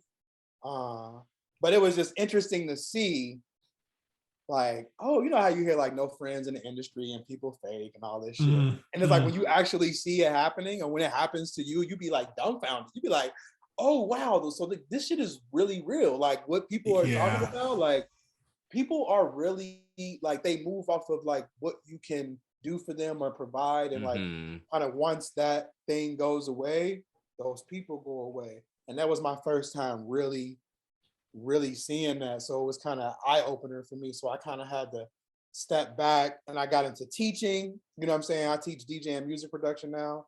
In addition to, and I teach them to high school kids, middle school kids.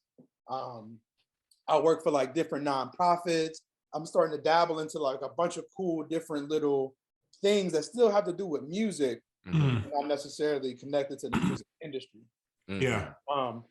And now currently, in addition to teaching and DJing, I'm managing a new artist by the name of Zach Hills. He's fucking awesome. I think he's the next big thing out of New York. He's 19, out of Harlem, and we're super grassroots now, super green, super new, but that's all right.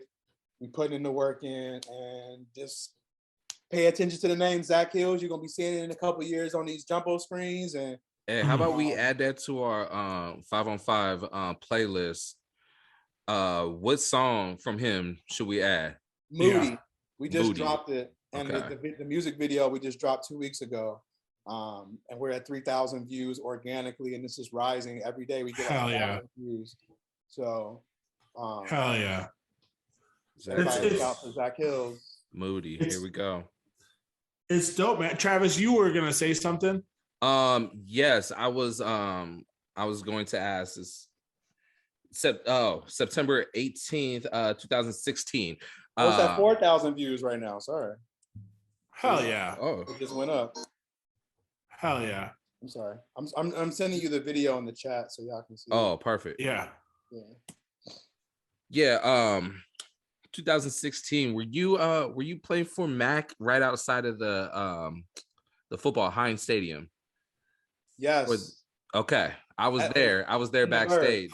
Yep. I was there backstage with DJ Afterthought and Ariana Grande. So that's how I'm connected with you. Okay. Wait, so you was just hanging with Ryan? Or you yeah. Ryan, that's one of my good friends. We was on tour together with Riff Raff. So that's how we That's how we became close. And Afterthought killing it right now. I see he doing He got that single out with Riot 10 called Molly and Young Buck that's doing great right now. good for him, man. Afterthought was always good people, man. Yeah, man. He's supposed to be on the show. We're gonna get him on. He's a reschedule for us. Yeah, Afterthought, he got some good game too. He can. Yeah, that's my dude. Yeah, he good people. Really good people. Yeah. So yes, that's how I'm connected with you. Okay, hell yeah. Like that from that concert. And then after that show, we was kicking it backstage, and Matt came up to me. He put his hand on my shoulder, and he's like, "Hey, man, stop being nice to my girlfriend." My bad. Oh shit, yeah. Mr. Friendly, huh? Mr. Friendly. Yeah. Hey, Mr. Friendly over here. Yeah. God. I do want to give you. I want to give you your flowers while you are on here from me personally, for playing my couple of my remixes on Diplo and Friends. That meant so much. That that meant so much to me. I got a couple notifications. Anytime somebody plays your song on BBC, they send you a notification on Twitter. And so it said, now playing Kanye West Thought About Killing You Phenom remix on BBC. And I said, this can't be. And then I did my research, and they're like, on Diplo and Friends. This can't be. And Clockwork, this can't be. I'm like, what? So thank you. I love that remix. Yes. Yeah, that's one of my favorite remixes of him too. Yeah. I think you've been killing it, man. You've been killing it on the edits and remixes. And there's another one you did.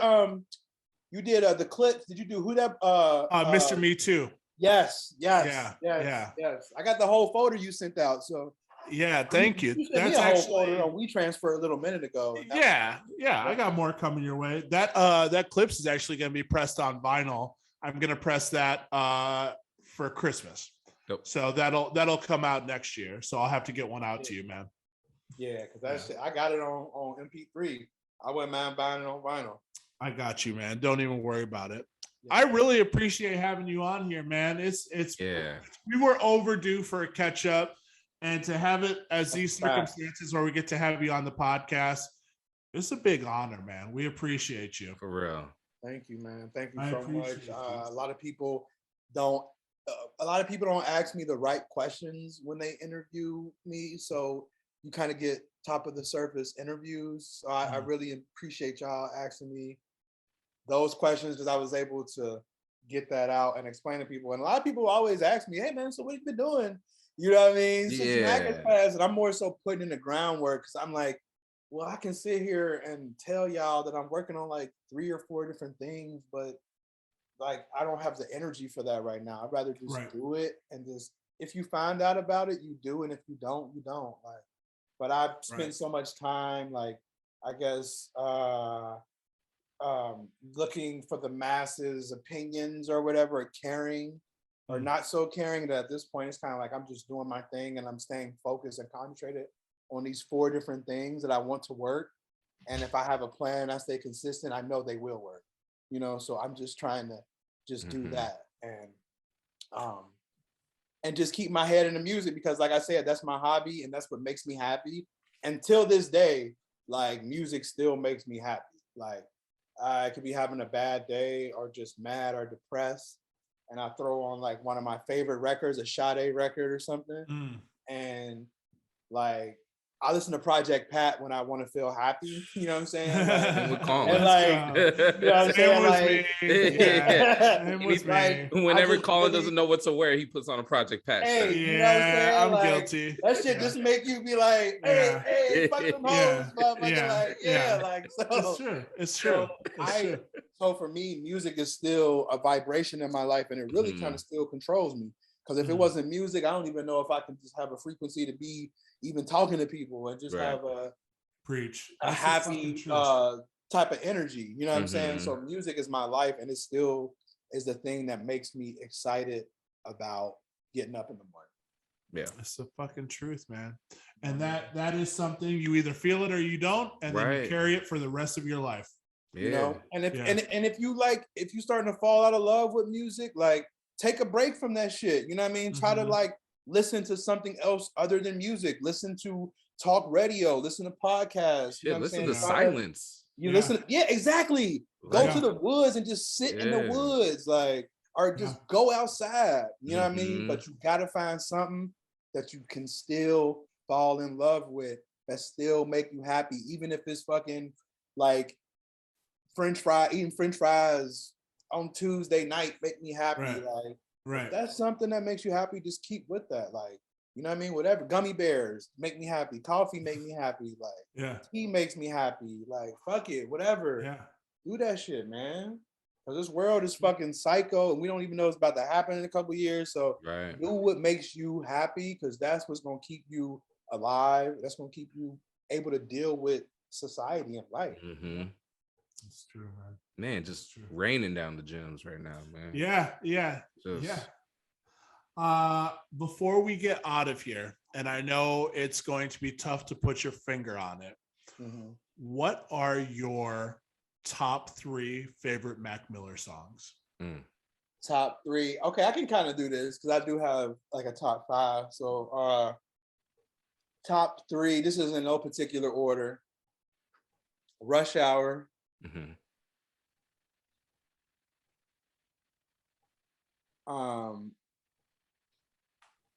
Okay, damn. Rush Hour.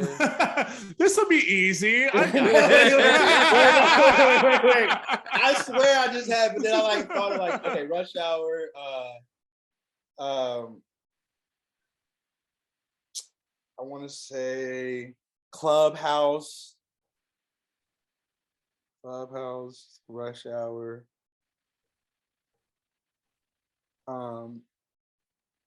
And 448.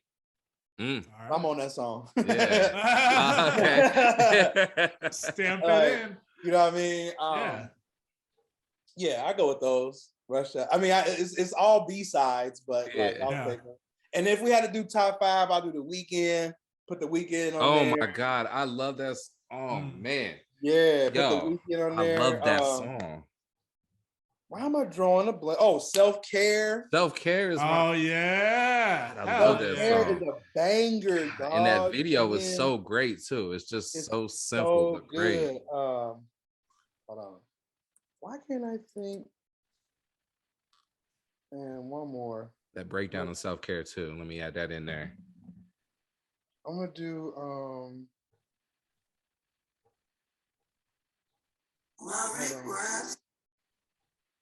What's the Use? Oh yeah.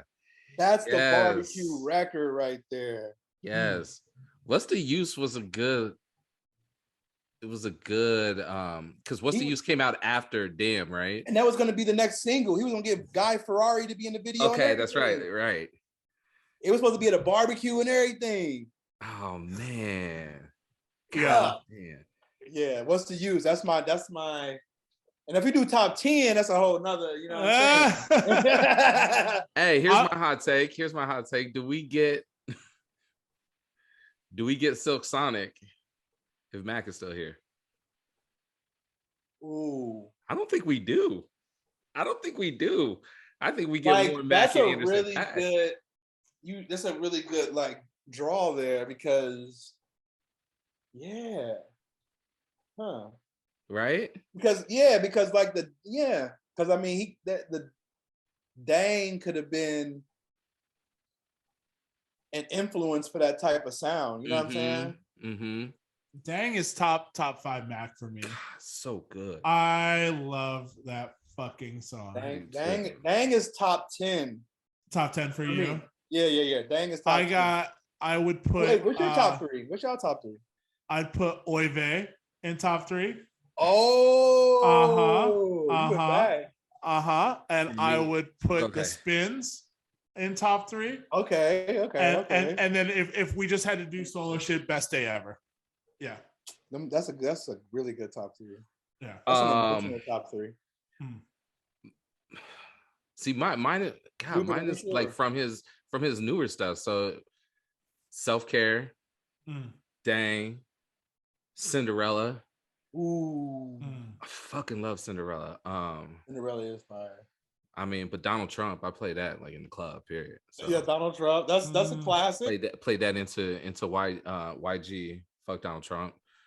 I do that too sometimes. Hey, that's a live player. Hey, I mean, shit. Only one that did that. That's nice. Good news. God damn. Mm. There's too many. There's too many. That's mine. Man, there's so many. Now I'm kind of doing a number crunch real quick.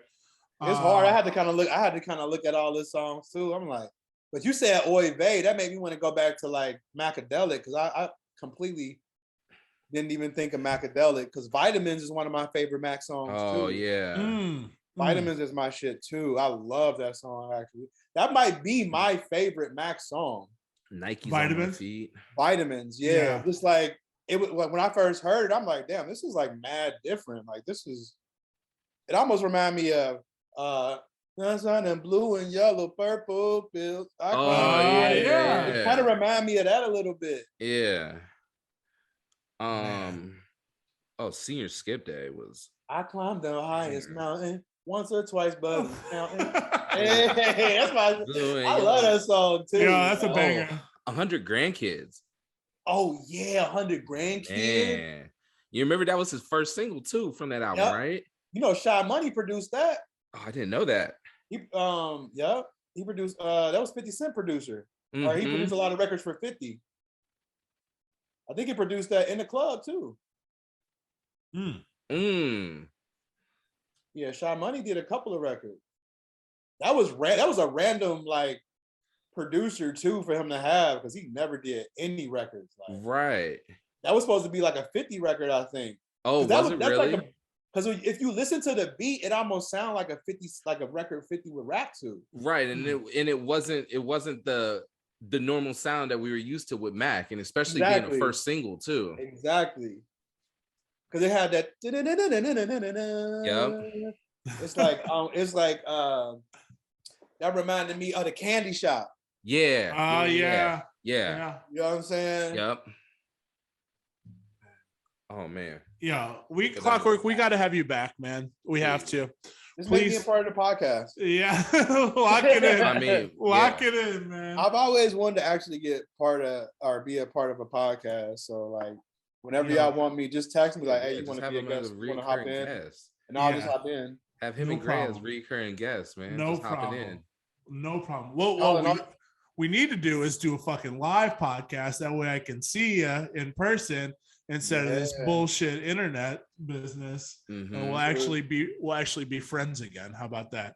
I had to go refollow this man on Instagram. I don't know what happened to either of us. I followed you back. I was like, I thought I was following him, but let me follow again. I said, I don't know what happened. I don't know.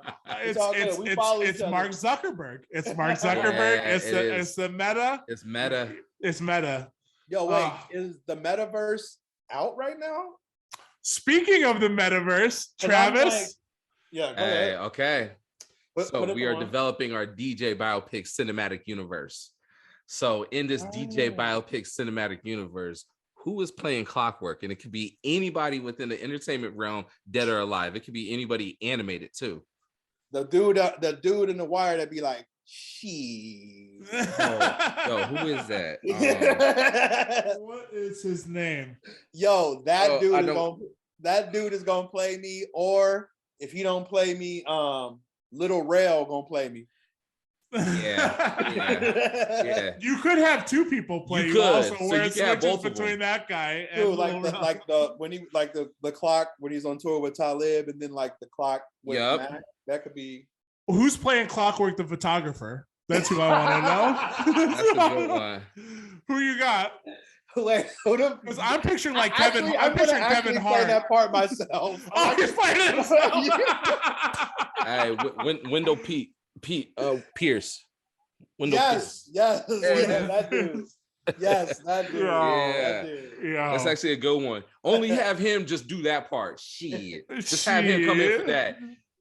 After the camera gets knocked out of his hand, it's just regular Clockwork, and then it goes to him, then back to regular Clockwork. That's who's playing me. And if he can't do it, like I said, Little Rail gonna do it. Oh no, they both gonna do it. They're both gonna do it.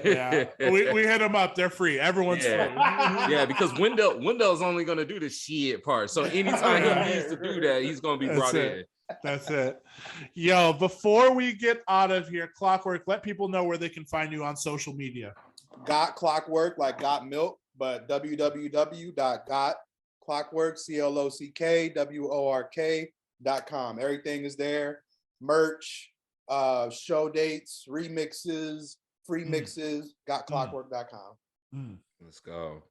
We will definitely Twitter, be calling you Instagram, up. all that's on there too. So It's all there. Yeah, everything's there. My social media handle is at Clockwork DJ, and that's across the board.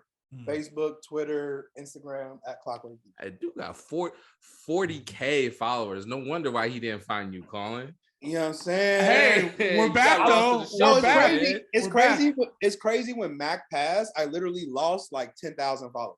No way. Swear to God, when Mac passed, like I was almost at like 50K before Mac passed. I lost a good 10K. Like swear to, like it's so fickle, but that's a whole nother conversation. But like, yeah, I lost like 10,000, probably more followers since Mac passed. Wow. Hey, anything you want to say to those 10K while we got you on here? Yeah. Fuck off. You was never my real friend anyway. Hey, God damn it. Yo, from Cincinnati to Los Angeles to New York to globally, ladies and gentlemen, Clockwork, the one and only. Thank y'all very much, Portland. I will be out there soon.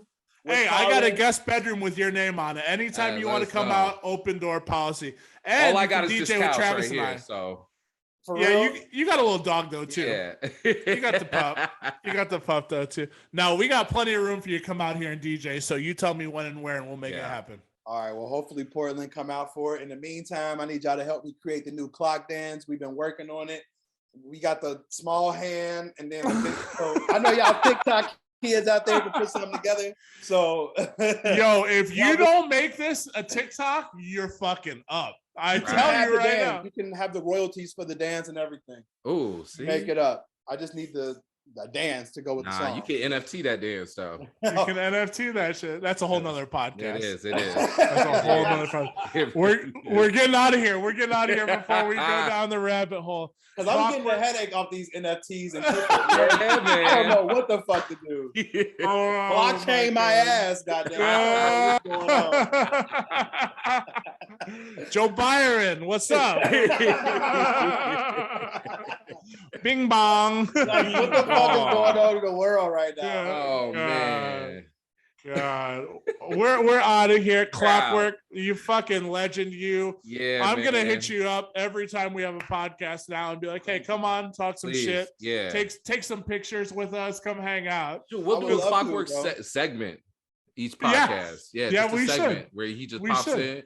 Says talk your shit. I'm literally down. All y'all gotta do is text me the day of like, yo, we're gonna do your segment today. Are you available? Yeah. I swear I'm there, bro. Hell yeah. I want to be involved more. I've been, like I said, for a while, I kind of just had to take a little seat after bruh passed, but like, you know, I'm good. I'm good to go. I love it.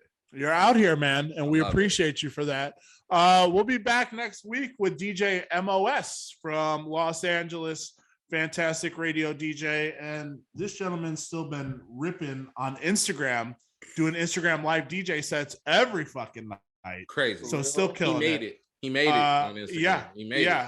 Yeah. He made it from being consistent doing those IG videos. Probably. Yeah. That's a testament. Consistency. Fucking consistency. Hard, it's hard. That's the name of the game. Especially with something like that. Yeah. You know, he stayed 10 toes down. I'm sure he probably got gigs off of that shit, probably got bookings, probably all type of stuff off of that. Hell yeah. You know? So we'll be back next week and look forward to seeing Clockwork a lot more on the new podcast called TikTok Clockwork Dance Podcast with Travis and Colin. Oh, no photos. Okay? No, it's called photos. No. With special guest free. Yeah. If you don't get a picture, listen, I'm going to go on the record right now. If you don't get a picture with free before this is all said and done, we're not friends anymore. I'm going to unfollow your ass. Yo, 10,001 people unfollowed me. Yo, I'm actually about to find free on IG right now. Oh, tread lightly. Tread lightly. Hey, shoot that. Remember me? I'm like, hey, yeah, do you remember me? Like, like, who the my fuck are God. you? You just send her the emoji of the camera. Oh. No, take a picture of you taking a picture with a digital camera and say, do you remember this man? It's gonna trigger the fuck out of her, dog. We're out of here. Everyone stay safe, behave yourselves, and we'll be back next week, same time, same place. Peace.